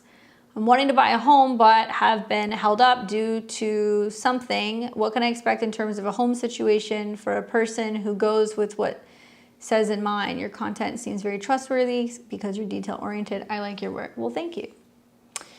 Well, complicated stuff. So I guess the best way to kind of answer your question is in your chart, because you have a lot of stuff at the early degrees of Cancer, your moon and your sun, okay? You are getting hit with a lot of Saturn transits and Neptune transits. Now, Neptune is one of your rulers. Jupiter rules you traditionally, which is going to be in Cancer, pretty much going into your 5th house all year. And then Neptune is your modern day ruler. So from the perspective of Jupiter, you know, Jupiter is going into your 5th house and you're going to hear, well, it's good for relationships and romance and it's good for dating and creativity and self-expression and having fun and it'll trine all of your stuff. And certainly, you know, it's about creating joy within a home or a relationship or with children. Okay, so all of those things can apply. But if you're asking about a physical home, the issue that I have here is that there are squares happening from your 1st house of self. Okay, so it's almost like a Aries rising horoscope in a way. You know, Saturn, Neptune in the 1st. Well, who am I? What am I doing? Where am I going? You know, and then the squares to the sun and the moon in the 4th is like, well, where is home? Which is really important for like a natal Cancer sun or a Cancer moon. But especially in the 4th house, it's such a more sensitive area. And something I would say just to kind of keep in mind is that this year, all year, Saturn and Neptune, you know, into the beginning of next year will square your moon and your sun. Squares can be good because they can create pressure and they could pressure us to kind of make a move. But by the same token, it can also be a not so great time to have any definitive kind of this is where I'm buying a house, this is where I have to live, this is what's going to happen type of vibe. At least not right now. Because Neptune is going to kind of make it confusing in terms of what you want, and then Saturn is going to create some delays. Now, the good news is once you get in the beginning of next year, not so much the case. Things will get a little bit easier. Also, something else that I would think about is that you have Gemini at 21 degrees on the IC. That means quite literally you were supposed to have two homelands. You were supposed to kind of go back and forth between where you were born and then you go to another place. 21 is a foreign degree, so it sounds like you've done that because you said that you're living here in the States. This is generally when I see people who have these placements, it's like they will kind of move around a lot or they have some flexibility. And Gemini is going to be like an apartment or a condo, something smaller. So I can understand wanting to have a house. But I would say with a placement like this, until you really know surely that that's where you want to stay, I would be cautious to make a move. 2 is from the perspective of whole sign, Saturn Neptune's in your money house and it's coming into squares with your sun and your moon in your whole sign 5th house, which is more like, how can I make my, hopes and dreams of having a secure home in a place where I can have a family or a relationship or whatever possible, given the current circumstance with my job and my money. And so you can feel a little bit like less than enthusiastic about, what you're doing and kind of feel like it's harder to be able to accumulate enough money to be able to buy land. So any which way you slice it, this year things are kind of changeable. And then from the perspective also of, Pisces rising, Uranus in July is going to go into Gemini. So, it might be interesting to watch. It's not anywhere near your 4th house yet, but as soon as Uranus goes into Gemini, Pisces risings are going to start noticing, oh, I thought I was going to live here, now I'm going to live there, or I was going to do this and now I'm doing that. And Uranus, it does represent foreign lands, so it can mean that you're considering going to another place or maybe another state, but it will go in and out of that house. So I think with like the Saturn-Neptune square, Uranus going in and out of Gemini, I wouldn't say this is the year to focus more on what's going on with your home. You were born with like all of these planets in Cancer in the 4th house, which is your homeland, and it's in opposition to planets in Capricorn. So you also have the placement of somebody who's like, you'll oscillate and go back and forth between, oh, there are periods of time where it's like very much home and family related, or I'm moving back home, or I'm going to be with my family. And then, you get a job and then you go away from that and it'll just kind of flip flop. And so, next year when Saturn hits your Mars, if you have enough money to justify buying a house, you'll consider it and you're going to, I think, be a little bit more firmly rooted in a particular place. That's what I think. But you have to be somewhere that really feels like you really like or feel safe in terms of where you're living. So I would find that place first. And in terms of your career, look, Jupiter rules your 10th house and Jupiter is going to be moving through your 5th. So this is going to be more about, well, is there a status change this year? Are you doing something more creative? Do you have your own business? Do you get into something artistic or expressive? Do you decide that you want to start dating? Do you take on a serious relationship? Do you get married? Do you become a parent, right? Those kinds of things can happen. And you have 2 years of Jupiter going through your 5th house in that sense. So it doesn't all have to happen at one time. But you may be surprised that if there's more of a shift towards cultivating the relationships that you want, that could help you better make decisions next year about like where you're going to live, how you're going to do it. And with Jupiter ruling your whole sign 10th house, being in your whole sign 5th, this tells me what you're really here to do is to do something that's either working with children, something creative, something that's going to be more emotionally fulfilling, being a mom, being a parent, doing something entertainment oriented, doing something with like home or domestic stuff. It could be anything in regards to like, party planning, entertainment, taking care of kids, all of that stuff. And it may not be what you're doing, but Jupiter's conjunct Chiron. You're going to have to learn to become a little bit more kind of confident in doing some of these more creative or expressive things, which will in turn, I think, bring you closer to relationship or personal family fulfillment and get you out of what feels like a job that you're not really thrilled about, which is kind of what it sounds like you're not really enjoying, right? If there is going to be a change job-wise, it's going to be most likely throughout the summer because it's something you decide to do. And then also as you get into the fall of this year, it'll be like mid-November, Mercury will turn retrograde in your 10th, and that could be a change as well. Mercury will retrograde in your 6th. I mean, that could be a change also. So it's like, if there was going to be a shift, it would be like the end of July, although I don't see that happening. I think it might be scheduling changes. And then you're going to have this Mercury retrograde, which Mercury retrograde in Sag is always a little bit nutty because because of its, placement in that sign. But this one's going to be extra nutty because it's going to start, when it comes out of the retrograde, it's going to square the nodes and stuff that's going to be in Pisces. So, I would be really careful about some of the changes that you're going to be making in November. It's possible when Mercury turns retrograde and it comes back into Scorpio and it's trining Jupiter that it's more favorable to make a job change or negotiate maybe a new position or a new job in the second half of November of 2025. I think it would be a little bit better. But I would be more focused, if this were me, knowing that this year you are, let's see, So you're turning 35, so you're going into your Aquarius 12th house annual perfection year, ruled by Saturn, and Saturn is in the 11th. There's more focus on groups and networking and making friendships and kind of aligning with people who can kind of help build you up financially or professionally.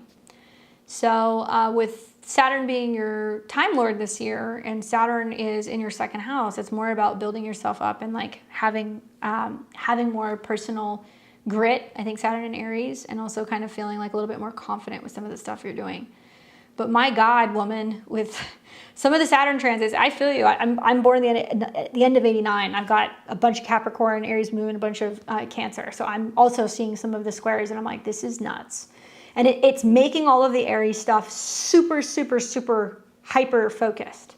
And you'll see that this year and next year. And what does that want you to do? Initiate new things. So it wants you to start initiating your Mars, okay? How you spend money, what you're consuming, what you're eating, you know, what you're investing into. And you'll be investing more into things like self-education, travel, things that are going to be helping you kind of build your resources up. So if you do want to get to where you can buy a house, you're going to be less likely to be impulsive with your spending, and you're going to be kind of looking at your budget, right? I know, easier said than done. Look at your Mars. It squares Jupiter, Chiron, and also Neptune. So there's a lot of acting impulsively, and then it's like, wait, do I like living here? Do I like this job? And when Saturn hits that next year, it's going to try to get you to really hone in on your goals. So I wouldn't advise you to actually make any big changes this year, at least in terms of buying a home. In 2026, I've been saying this for a year, it's going to be better for the housing market. If you want to buy a house, you want to buy a house next year. Hopefully that's helpful. Let me know what happens. All right, we've got Marissa, Anna, and Alyssa. So let's find Alyssa.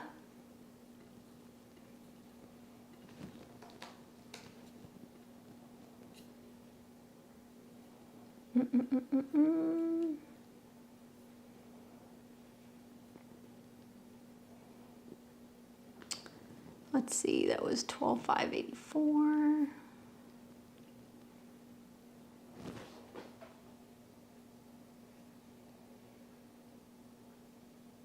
I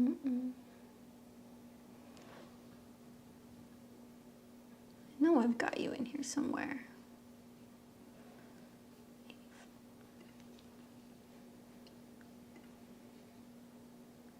Oh, Marissa. I think I spelled your name wrong, sorry.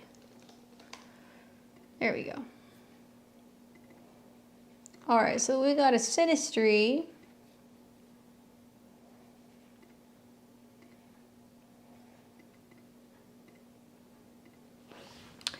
So let's pull up your question. And she says, Marissa, 12/5/84, 6 p.m. in Los Angeles.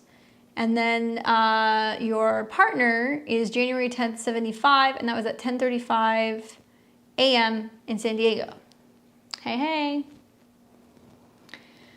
All right, so this is for Marissa. Alyssa will be soon. This is for Marissa, and then Anna, and then Alyssa.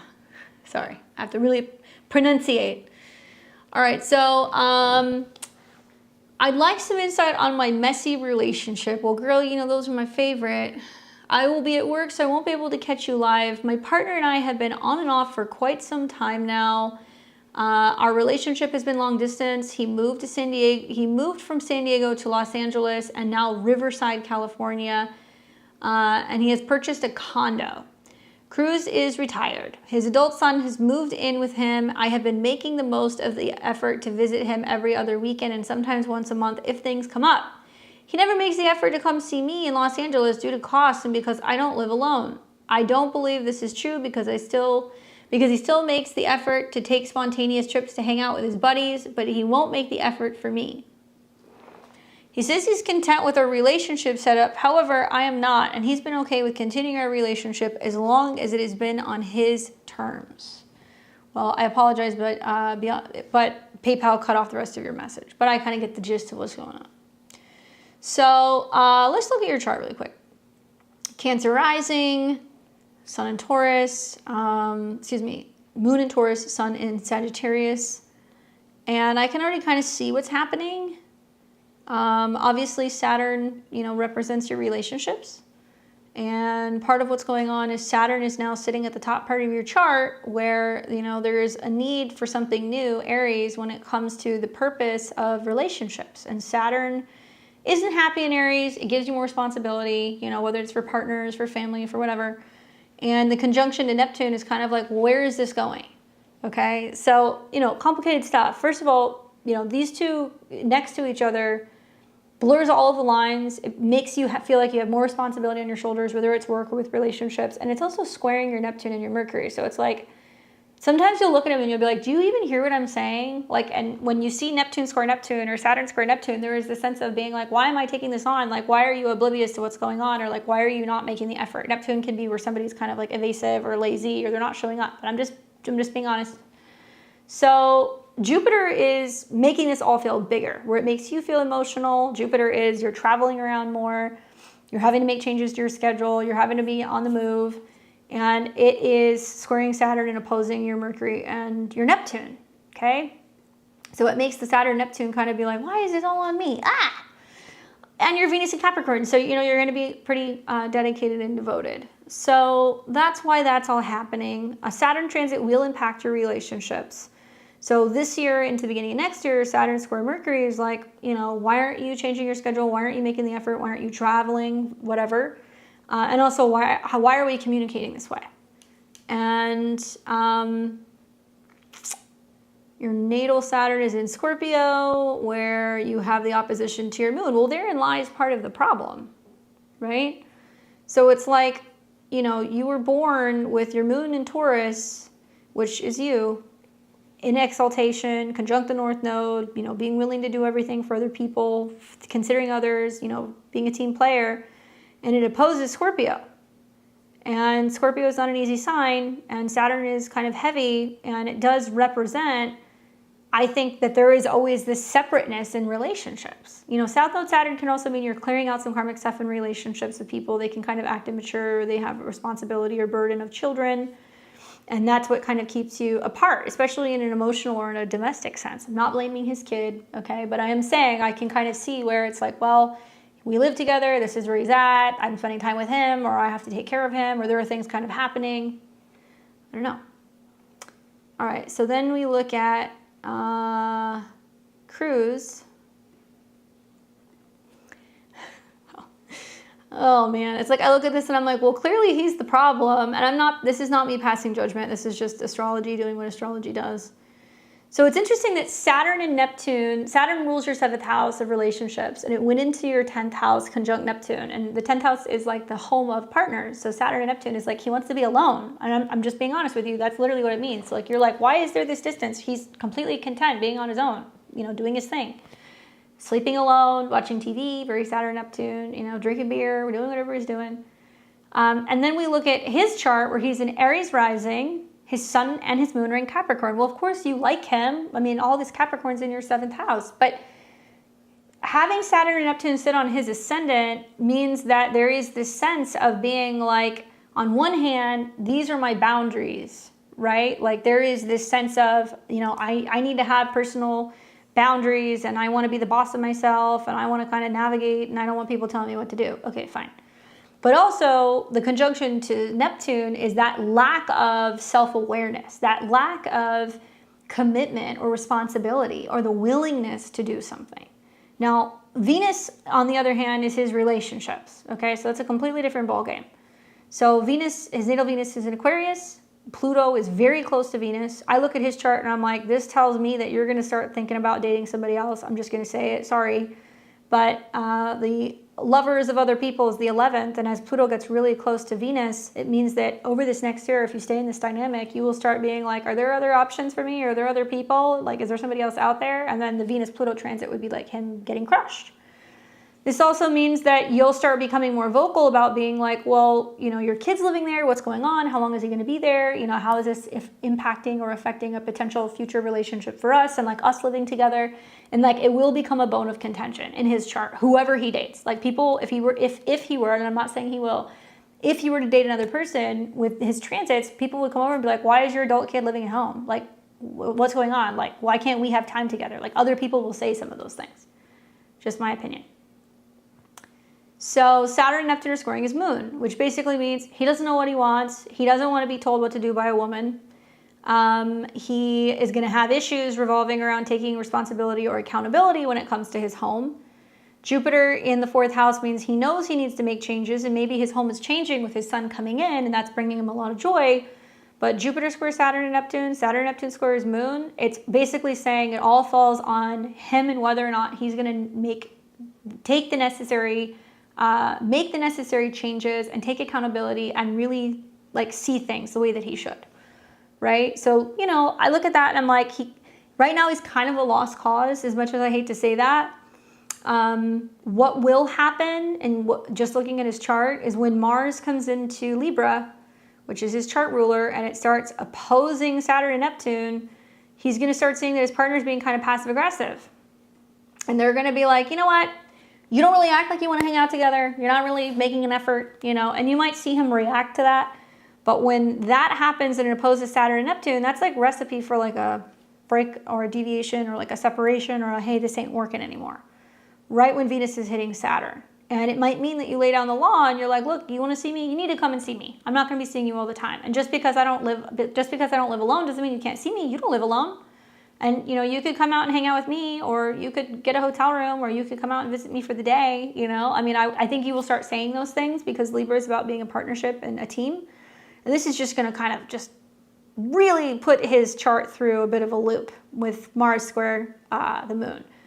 If this were me looking at this, I'd be like, that's when I would be like, you're not doing what you should be doing. This is not a fair dynamic, and just kind of like lay it out there. Then down the road, Saturn and Neptune will retrograde back into his 12th, where he could be a little bit more isolated, doing his own thing. But it'll be next year when Saturn and Neptune come back into Aries, sit on his ascendant, and then Pluto hits his Venus, that if he continues on the path that he's on, with these very transits come about spring of 2026, he won't be in a relationship. And, you know, I also feel like a lot of this is supposed to be about him really needing to get outside of this sense of like being in a haze. Like I've observed a lot of Aries risings or Aries placements in these 0 degrees. Some of them are drinking, some of them are oversleeping, some of them are drugging, some of them have undiagnosed mental health issues or depression. There's something going on with Saturn and Neptune where they just can't see very clearly. And so I'm wondering what's going on that's potentially kind of creating some of those problems, and like whether or not that can be addressed. Now, I don't always go through this, but I go through this because it's just so obvious with your guys' astrology transits what's kind of going on. I mean, there's no doubt, like, you know, his sun and his moon being in your 7th house is great for partnership. His Venus, you know, in the same sign as your Mars, great for partnership. His Juno on your midheaven, great for partnership. But at the end of the day, you can have amazing synastry, but you can be going through shit personal transits that can like literally mirror and show you what you've got going on.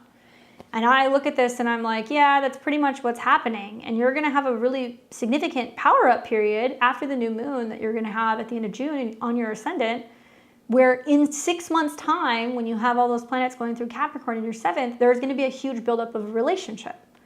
So if you're not happy, I think it's a good idea to tell him that you're not happy, that you want something else. And that's going to be hard having his Venus in your 8th house because, you know, there's a really strong and intense bond, and I can see Jupiter on your sun and other things, great aspects in astrology. Mercury conjunct the moon, great aspects. But I feel like it's less about your synastry, it's more about what he's got going on and what he's dealing with. And like, look at this, he's even got, you know, Neptune on your sun, not my favorite aspect, personally, in terms of like having any clarity in a relationship. And your Mercury, Neptune's on his midheaven, your Juno's on his descendant. I feel like one of the best things that you bring to the equation is that your Mercury sits conjunct his moon on the midheaven. That's like, this is what I need. And your Jupiter's on his sun, so you're very lucky for him. Like, you know, decent relationship astrology, possibly challenging with your Pluto on his Uranus, which can mean that you're kind of like saying to him, like, you need to get out of your own old, outdated kind of patterns and like, you know, this isn't working or this is what's toxic in relationships. It's really the composite chart that's going to tell you what's going to happen, you know? And the midpoint gives you guys the Taurus rising, a moon in Pisces, and a sun in Capricorn. Well, look what's going on. Saturn and Neptune is squaring your guys' sun and your Juno. And that's like, hey, you know, I'm not getting any clarity. What are we doing here? Like, what's missing? Or why are you like isolating? Or why are you not, you know, taking responsibility or accountability? And that goes both ways, by the way. that's on you as well for like needing to kind of put it out there and be like, hey, I want a partner. But really, I think the real hook, line, and sinker is Pluto is transiting over your composite Venus, which is what rules this chart. And when Pluto goes over composite Venus in any composite chart, I mean, it's a big turning point in a relationship, but especially a Venus ruled chart. And you have Venus at 1 degree, which basically means like, what are you guys willing to take responsibility on a personal level for, to do for each other in the relationship, to maintain the relationship, and also not have it become like sterile and kind of distant and cold. That can be very Venus and Aquarius. Very difficult time in a composite chart, but I feel like, you know, for the two of you guys, with some of the transits that you've got going on, there needs to be a sense of really focusing on, you know, being a team and like talking about your dreams and your goals while planets are going through your 11th house, and then watching the eclipses that are getting ready to come through your 5th. So it looks like there's going to be an eclipse in your 5th house right around the end of September. Even the one at the beginning of September might impact you guys. And then it also looks like the Mercury retrograde that you guys are going to have will be in your 7th. And right over Uranus is whether or not this is a make or break situation. I would say right around Thanksgiving.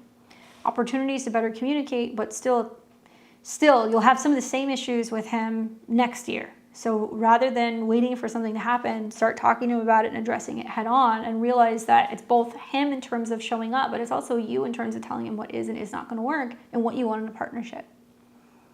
Anyway, I hope that that's helpful for you. Obviously, difficult stuff. Let me know what happens. I'd love to hear your feedback. I know you're working right now, so I'm sure we will connect soon. All right, I've got Anna, and then Alyssa, and then Raina.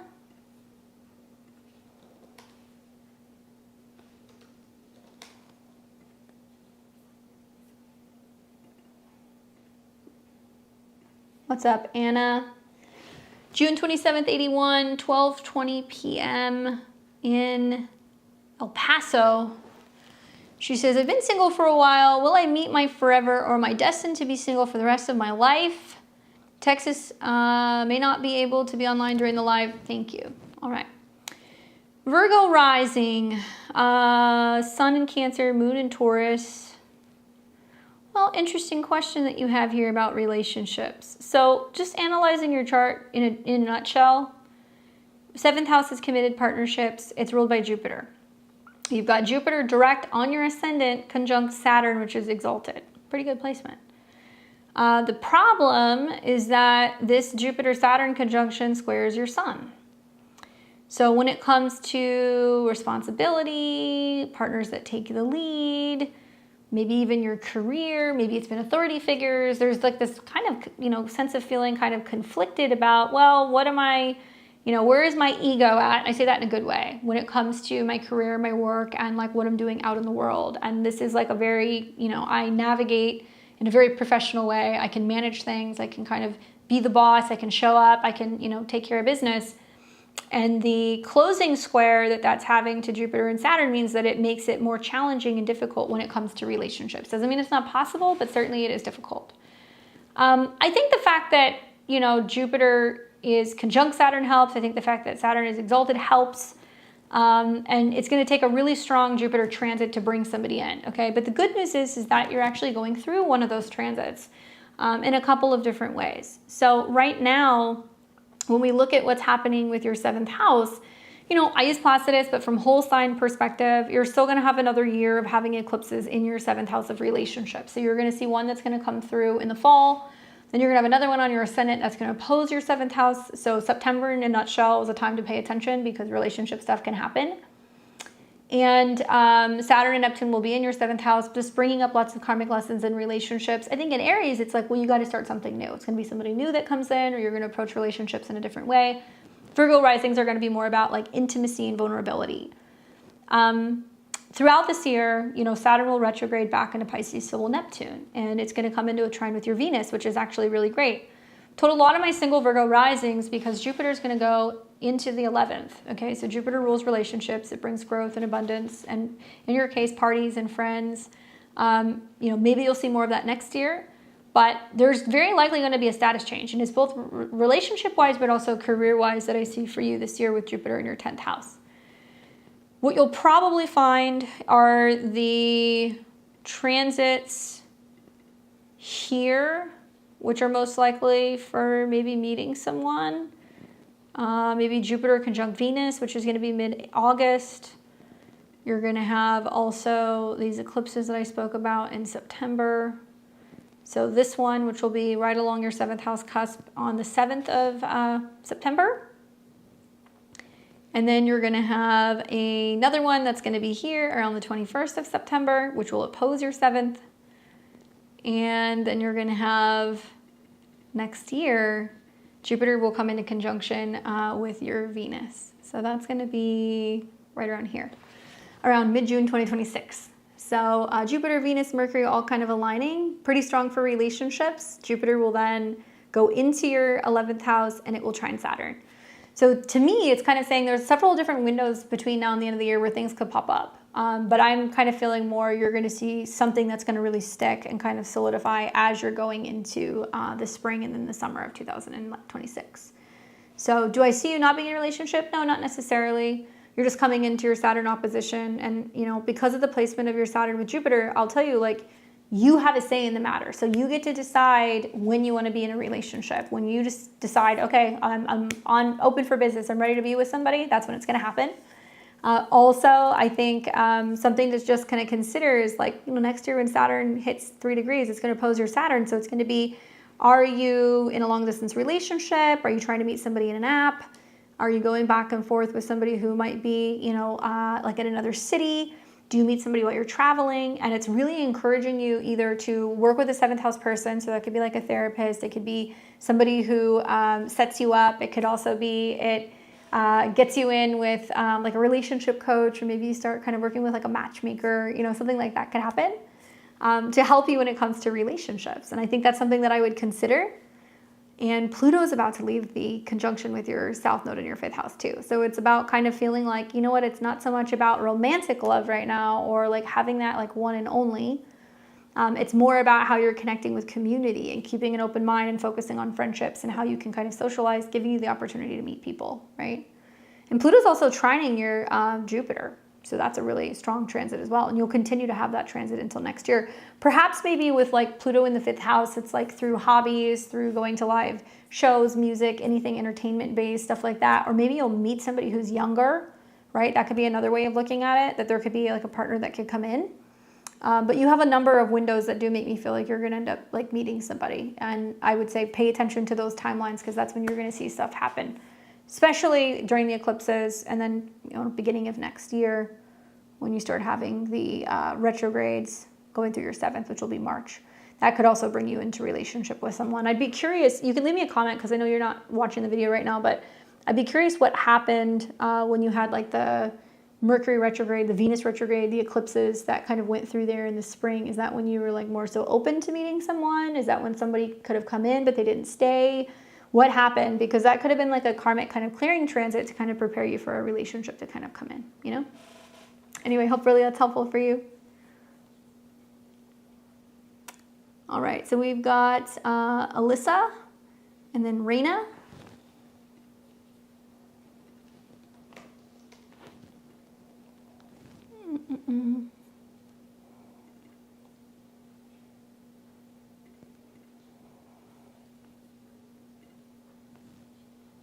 What's up, Alyssa?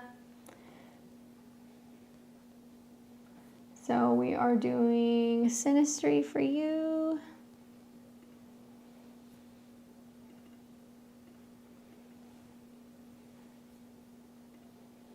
All right. So I've got, let's see. She says, synastry reading, I recently got out of a long bad relationship. Someone spilled the beans about me. About a coworker having a huge crush on me. He's way younger and I initially wrote it off, but there's definitely something. We have a lot in common and I'm wondering if we could be a good match. I'm March 20th, 1991 at 1:21 p.m. in Easton, Pennsylvania, and he is May the 2nd, 2002, unknown time in Nazareth. Okay, this whole situation is crazy. All right, let's take a look here. Here we go. All right, so let's take a look and see what you got going on. Well, you're a Leo rising, Sun in Pisces, and then you have got your moon in Taurus, and you're going through your Pluto transit along your descendant. So part of what's going on is like Pluto is coming in and it's breaking down and changing, transforming everything revolving around relationships. So having gone through your, breakup, dealing with everything, that's part of what's happening. And Pluto rules your whole sign 4th house. So the emotional changes that happen, clearing out the past, and anything kind of connected to like your home or your living situation, changes that could have happened through the change in your relationship, whatever. Something that's interesting is that Pluto does rule your whole sign 5th, or your Placidus 5th. So it could be about a younger person coming in that totally changes the way that you look at relationships, and you're like, whoa, what is this? As it's opposing your natal Jupiter. So it's going to teach you something. It's also going to shift your beliefs revolving around, whether or not you believe in love or relationships, or that you can kind of start over again, that kind of stuff. Saturn, Neptune's on your sun, so that's also a big changing kind of turning point for your relationship with men. And Uranus is on your moon. Holy cow, these transits all at one time are nuts. All right, we don't know the exact time he was born. So I went with noon, even though I'm pretty sure that's not going to be accurate. Earlier than the noon is going to still make him a Capricorn moon. A little bit later, he may be an Aquarius moon. But his planets are on the outside, all right? So I always look for conjunctions.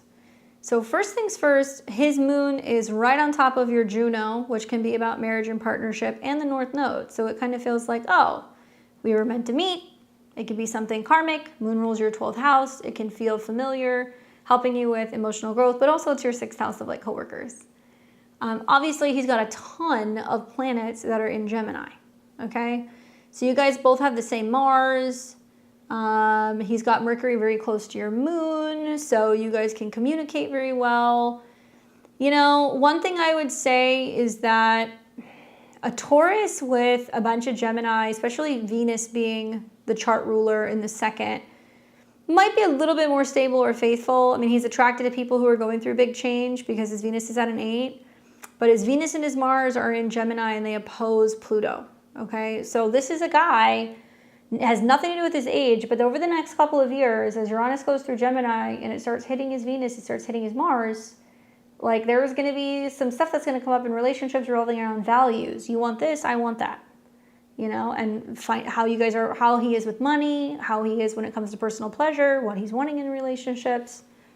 And he does have his sun square Juno. So the way that he looks at relationships and partnerships is going to be a little bit different than most people. I don't know if that bothers you or not. Certainly you guys could be friends or friendly with everything in the 11th. But I feel like something that I always look for in a composite chart or in synastries, I gotta see something that is happening in the 7th house or in the 5th house. You guys don't necessarily have that. He's got Pluto in your 5th house, which is about passion and also like excitement.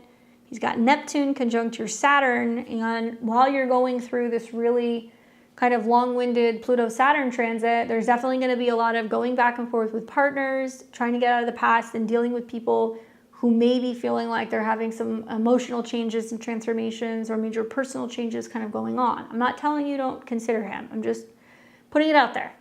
The reason why he's obsessed with you or he's like really into you is because you have your Pluto in opposition to his sun. So that represents somebody who's like, almost like hypnotizing. And you're going through not only Pluto in your 7th of relationships where it's changing it, but it's squaring your Venus in the 10th. Which means your end of a relationship and that change that you're going through suddenly being available is putting the pressure on somebody at work, squaring your Venus, to, be forthcoming about their feelings. And it happens to be a Taurus. I mean, it's like quite literal. Everyone's telling him I'm out of his league. I don't like to generalize people without really looking at the chart. So I'm not going to generalize him. But I'm going to tell you from my perspective, if I was like, okay, this guy's a Taurus, he's got Mars and Venus conjunct in Gemini with Saturn, so there's a lot of lessons to learn revolving around self-esteem, commitments in relationships, and there might be a lot of relationship challenges because Mars, Venus, and Saturn oppose Pluto. Over the next several years, as Uranus hits that, he may not have a lot of stability in relationships. And in many ways, you will be surprised when the eclipses start happening next February. Like if you're looking for a relationship, one will likely start to appear. As the eclipses in Aquarius start kind of kicking in. But this to me looks like somebody that would be much more likely to be friendly rather than being somebody who you're going to be in a committed partnership with. And that's just my opinion. You know, certainly the Juno moon is nice, yes. And you guys have some trines from your Mars, you know, and your Venuses and some of that stuff, or some conjunctions. But I don't think that that's enough for this to actually really stick. And if you're still kind of in your like tender moments, like healing from your relationship, this can be somebody who you can have, you know, a fun connection with. But once he gets into the fall of this year with Mercury turning retrograde, you know, he might actually be going back and forth with somebody who changes their mind. Coworkers are seeming to be supportive. He's only ever had long, stable relationships, but he's still young. Look, if you do decide to take up with him, then know that November is going to be the turning point, because when the ruler of his Mars and his Venus goes retrograde in the 7th, it may very well be that you're like, hey, you know what, I'm not feeling this, or, you know, I'm not really looking for the same thing, or, you know, it's likely to be you. It's not going to be him, right? Tauruses are very loyal, but when they have Mars and Venus in Gemini, it means that there can be a situation or relationship where one person strays. It could be him or it could be them. And if he's always had long-term relationships, likely then it's going to be the other person with Mars and Venus conjunct Saturn, right? So, I don't know. He likes older people. I mean, you know, Mars, Venus, Saturn conjunct, he will date somebody who's older. And with Mars being the ruler of his 7th house and it's conjunct Saturn, likely it'll be somebody who's like, oh, I'm too old for you, you know, and he'll be like, I don't care. So you can give it a go. You can see how it goes, but you don't really have the traditional astrology that I would see for being like, yes, this is a long-term relationship, personally, you know. But also it's like, you know, I don't know, you've got Venus in Taurus. I mean, he's got Sun in Taurus. You guys have a lot of similarities in that sense. Sun and Moon combinations are really good, and maybe that's enough to oversee it. Mars and Venus combinations are really good. You guys have that as well. And, you know, the only thing that leaves me wondering is as Uranus goes through some of those Gemini planets, how stable his relationships are going to be, you know. He said he didn't care. Well, just know you might be the person who's kind of like pulling out of the potential kind of setup. So take it easy if you guys do go back and forth in the fall. Hopefully that's helpful for you. All right, so we have Raina, Mystery Whispers, and Tiffany. You're welcome. What's up, Raina?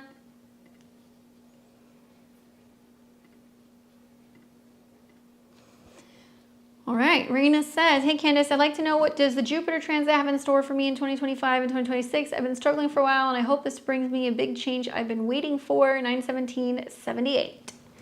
Cancer rising, Moon in Aries, Sun in Virgo. Well, girl, it's so funny. I was like listening to the horoscopes and everybody, all the Cancers were like pissed. They were like, this was supposed to be our year. And I'm like, guys, come on. Like, what do you expect? You've got Saturn and also Neptune squaring you. So things will get better for Cancer risings with the Jupiter transit. But right off the bat, because, you know, Cancer risings have Jupiter in a square to Saturn and Neptune, there's a lot of like, why didn't it happen right away? And like some of the more positive things will actually start coming through in like Scorpio season. So you'll see that in the fall. Nevertheless, it's not going to end the way that it started. Okay. So even though there is this tension between how you want to grow, who you're becoming, you know, your health, your diet, your lifestyle, maybe your schedule versus, you know, what is being expected of you when it comes to responsibility, parenting, work, or whatever, it will start to kind of shift and like subside. The other thing that I think about is, in your case, the up and coming new moon is going to be right on your ascendant, right here. So that new moon sitting on your ascendant is beautiful. That's like, it does not get any more beautiful than that. Make sure you do something special on that day. Sit down, set intentions revolving around, where am I going? What do I want? And remember that Jupiter, it can only grow and expand as far as Saturn and Neptune's vision allows. So Saturn is like, well, when it comes to your relationships or working with a therapist or working with your business partners or whatever, how are you being more assertive and getting more clear about what your needs are, and how are you becoming a leader? And then Neptune's going to be about your vision, okay? So you're wanting to be optimistic and hopeful and joyful, but you're also like, this is going to be a lot of work. So that will set in motion 6 months basically of like a seed that's been planted where that's going to then evolve.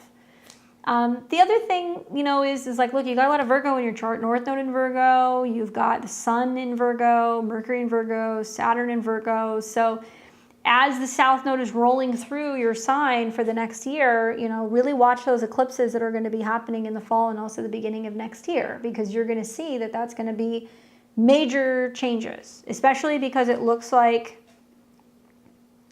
Mars hitting this is going to be big for like communication, pretty much July into about August. And then in August, Cancer risings have to deal with Mars in opposition to Saturn square their sign. So that means that there's going to be potential home or family changes and things kind of connecting to work changes.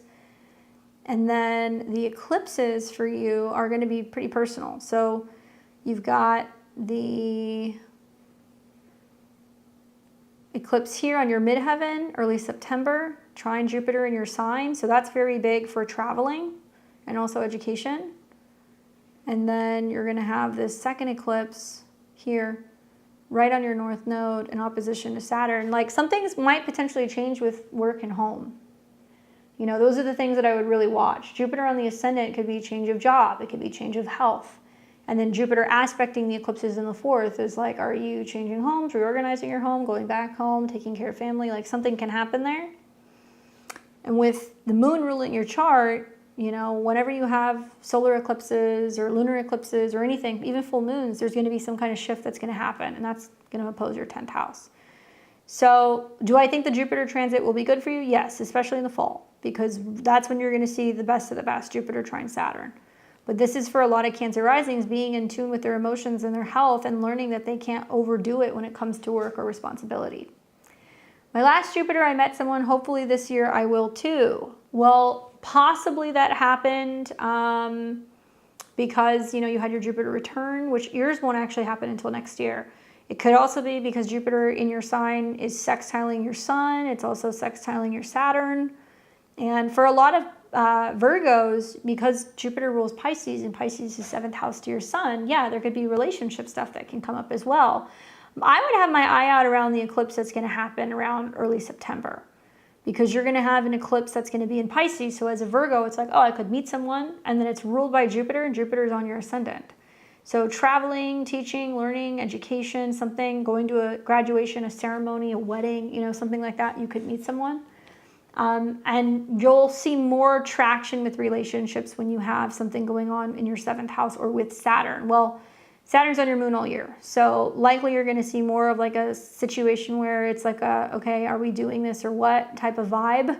Pretty much the end of December of 2025 into about March of 2026, right when Saturn and Neptune are leaving your moon, right? I've seen a lot of Cancer risings, 10th house Aries moon, and I keep telling everybody, if you want a relationship, be assertive. If you want to start your business, do it. If you need to kind of like make a big decision about your career, do it. Make sure that you're paying attention to your relationships with people at work. Don't let that dictate or determine too much about, how you feel about yourself. There's a lot of karmic stuff kind of going on. What's up, Robbie? Robbie knows about that. He's another Aries moon too. Yeah, and especially for you, because it's at 0 degrees. So it means that you're going to start you're going to start a relationship from scratch, because 0 degrees is like brand new. So Saturn hitting your moon could definitely bring that in, especially around the end of July. And then Saturn and Neptune will sit on your moon again, and that's going to be February of next year. So those are the times that I would really, really pay attention. But being a Virgo rising, it's definitely going to increase the likelihood that you may potentially actually like meet someone as well, right? Let's see, I'm struggling for a while. Hope it brings me the big changes. I guess the only other thing that I would say is that, the struggling, you might want to go and learn about the Saturn, at the end of July. You might want to go and learn about the Saturn moon transit. That hasn't happened in almost 30 years. You might want to go and learn about the Neptune moon transit. You have never had that in your life. That's struggling. I mean, Neptune and the moon, people think, oh, you're going to be empathic and sensitive and psychic, but you feel like emotionally, especially in Aries, it's like there are emotions coming up that you don't know how to deal with, that you don't know how to process, I would think. The positive, because you want to look for sextiles and trines, the positive is that even though it's on your moon, it's trining your Jupiter. So a lot of this is being like, I'm worth more than this, or, I need to be valued more, or I need to be chosen, or I need to be paid, like that kind of stuff. There's a lot of like really having to lean into that. And Pluto's opposing that right now. So it can be self-worth stuff, financial stuff, money stuff, health stuff, job stuff, you know, and I would say lean into the trine. Let's like Mercury going retrograde over this and the new moon being conjunct your Jupiter. You got to do some money magic then. And that's also about investing in yourself. When you know your worth, especially with Jupiter trine your moon, that's when you're going to start kind of exercising it. And like you'll start to see professionally and personally, people will start treating you in alignment with how you're treating yourself. And I think that's some of the lessons that you're kind of going through with some of the trines. Anyway, I hope that's helpful. And I promise the Jupiter in Cancer transit will be better. I know a lot of the Cancers are really crabby, but it will get better. Hopefully that's helpful for you.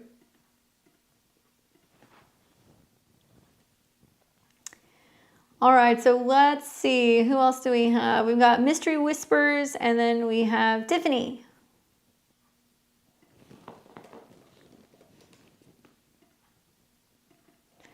December 1st, 1990. And you're a Sag rising, Sag sun, moon in Gemini. And the question says, solstice reading, advice, grounding tips for this upcoming era of Uranus and Gemini. Try not to freak out as it approaches my moon. Mars relationship is already in a weird place. Well, I mean, and I go back and forth on this because, you know, there is something to the ingresses. Like, you know, if you use Placidus, I find that the timing of events are pretty bang on. But when an outer planet like Uranus, Saturn, or Neptune goes in and out of a sign, you're going to see it in the whole sign chart, right? So, all right, Uranus is going to be on your moon. You know, what's going to happen? What is the moon rule for you? Well, 8th house. It's also the ruler of your south node, and it's connected to Chiron. So it means that you're going to be going through some, you know, unexpected, sporadic, sudden changes emotionally, especially when it comes to emotional, physical, financial security with home and family or partner's income or money. Intimacy issues, basically, can kind of happen. It's very close to your Mars at the same time, which is going to represent kind of retreating or being in separate bedrooms or kind of getting, you know, stressed out or getting agitated or angry. And I have not had Uranus hit my Mars. I've had Uranus hit my moon. Positives was emotional freedom, kind of telling people what I thought, being a little bit more authentic. Frustration is emotional meltdowns and sometimes some confrontational issues with people at home or with family. I guess in your chart, I mean, it's in your 5th house. I would be like, well, you know, there's a possibility of getting pregnant, right? And Gemini is youthful. The moon can represent fears or phobias or vulnerability of motherhood, where there's a wound, South Node Chiron. Could also be mother issues that come up or digestional issues that come up or dealing with some, you know, challenging or hostile kind of like women at work. And I'd be more concerned about Uranus hitting your Mars. Uranus is like sticking your finger in a light socket. So it's electrical. So during those transits, when it's making, you know, conjunctions or hard angles, I always tell clients, watch your caffeine intake, you know, watch any stimulants, be really mindful with nicotine or like anything like that, because it could literally make you, you know, kind of feel like lit up. And I would say this is more about emotional clearing that's revolving around a romantic partnership and vulnerability. And what better way to do it than to work with Mercury things, communication, writing a letter, you know, maybe sitting down and having conversations and trying to kind of keep an open mind. The other thing is that it is going to be opposing your sun, which is intercepted. And that might actually mean that, you know, maybe it's about tapping into therapy. Maybe it's going to be tapping into some travel. Certainly being somebody who has Sun and Venus and Sag in opposition to Moon and Mars means that if there's too much togetherness, right? Especially because like Mars is like the head. So if you guys are like on top of each other all the time at home, and if you're spending a lot of time together, there can be some agitation and some frustration, and you can get kind of like, you know, worn out with each other. And I look at this chart and I'm like, you need to activate your sun and you need to be traveling and you need to be aware that a little bit of, you know, kind of distance can make the heart grow fonder. And, you know, you were born on a full moon, so everything's going to be bigger when it comes to relationships. And people are going to be more kind of hostile and agitated in terms of like communication. And I really look at this and I'm like, you got to get out and you got to either start learning or you got to be traveling or doing some things. You're not right on top of each other. That is how you navigate the long-standing issue of having the moon and Mars in opposition to your sun, Juno, and your Venus. Otherwise, you end up running away, you fantasize about leaving, you find a room to hide in, you want to kind of lose yourself, and then it's going to create even more agitation with your partner because they're going to go, well, where were you? What are you doing? Or why are you not communicating with me? And the Uranus stuff is just going to bring it up, right? So I have my moon in my 7th house. I mean, it's your whole sign 7th house. I had Uranus going to my 7th house, and it was a lot of those things. It wasn't in the same signs. It was in Aries and Libra, but still it was air and fire. So it was a lot of like fueling each other. And I would say you can't plan for Uranus transits. You just can't. Down the road, if you think about what could happen, because Uranus rules your whole sign 3rd, if you guys are on the same page with where you want to live, how you want to live, how much you want to be traveling, if you don't have a lot in common in how you communicate, boom, several years down the road, in 4 or 5 years, Uranus goes into your 7th house, and then you're like, we don't have the same philosophy, we don't have the same belief system. We don't want to travel, or he doesn't want to do this, and I don't want to do that. And then you start to see the real issues. Well, what's going to happen after that? Uranus is going to oppose your Mercury, which is debilitated, and it's at 29 degrees. It's showing you the problems early on to deal with. So that way you get it all out of your system by the time Uranus hits 29 degrees in 7 years, and it could actually result in a separation or a fraction of a relationship. That could happen. Okay, I don't definitively know in the future, I just forecast. In my experience, the things that were going on when Uranus first came into my 7th house and started opposing my ascendant, and then when it was leaving my 7th house, was all of the lessons that I learned all the way up until the point it left that house was like all finally concluding, and then it was like I felt like I graduated. So, you got to take their astrology into it. Walking, biking, certainly Moon Mars in the 6th house, maybe listening to podcasts, listening to content creators, people who are going to give advice about physical activity and speaking your mind and communicating. And I would say this is also going to be about bringing into the conversation where you see your life going. Mars rules your 4th house. What kind of a home do you want? What kind of a life do you want? Where do you come from? If you got Moon conjunct Mars, you had a parent or at least a mother that was a little bit more aggressive or assertive, maybe a little bossy, I don't know. And maybe you have observed, and maybe you have some of those qualities, but maybe it has made you a little bit more passive and not wanting conflict because your sun is in the 12th house. So you will retreat, and then, a partner will get agitated, and then you guys fight. So you need to communicate before you, Mars, whole sign 5th house, have children, before you guys decide to buy a house, before you move into marriage, 7th house. Talk about where you came from, maybe why you have a tendency to retreat or not always communicate, which I think you do very well. Mercury on your ascendant, you definitely, you know some things. But I think in relationships, sometimes you feel like it's hard to kind of communicate and fully express. And I think that Uranus is just giving you the opportunity to kind of just get it out of your system and start talking about it. Be careful with heat, anything sharp, anything with blades, obviously Mars stuff. And also be really careful when you're driving. Gemini is about vehicles and cars, and you'll notice you'll have like hot emotional kind of meltdowns. And if you're doing some breathwork exercises or something that's kind of like more Gemini related, it might actually help you work through some of that. Okay. Hopefully that was helpful. That was definitely a colorful time in my life when I had Uranus on my moon in my 7th house. So let me know how it goes. All right. We've got Tiffany.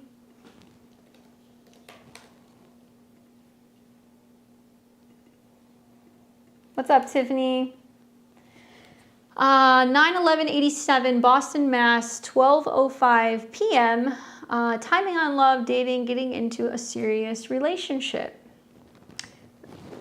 Fighting Peacock says, I take Candace over Chris Brennan every day. I think he and I have very similar charts. We both have like 3 or 4 planets in Scorpio. I just have a little bit more hair. I love Chris Brennan though.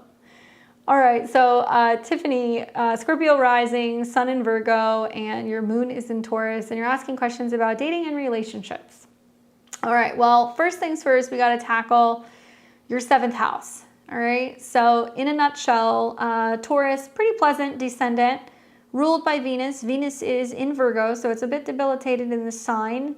It is close to the south node, about 7 or so degree orb, maybe a little bit wider, 8 or 9. So it's close enough to be 10 degrees, but it is really close to your sun.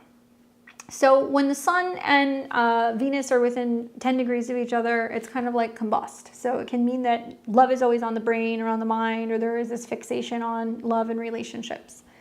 And in your 10th house, Venus basically says relationships will get better with age. You can meet somebody in a professional setting. You can meet somebody through work, or it can be a boss, or it could be, you know, somebody who's like a superior. So you need to have something going on in your 7th house, or you need to have something going on with your Venus. Well, recently, Uranus has been in your 7th house, you know, the last couple years. We just had the South Node hit your Venus, so there's this longing for a relationship and wondering when somebody is going to come in.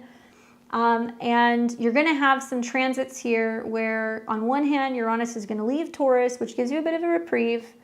And then Venus and Mars are going to connect. So I would watch right around here, like July 25th through the end of July, a Mars-Venus moon transit.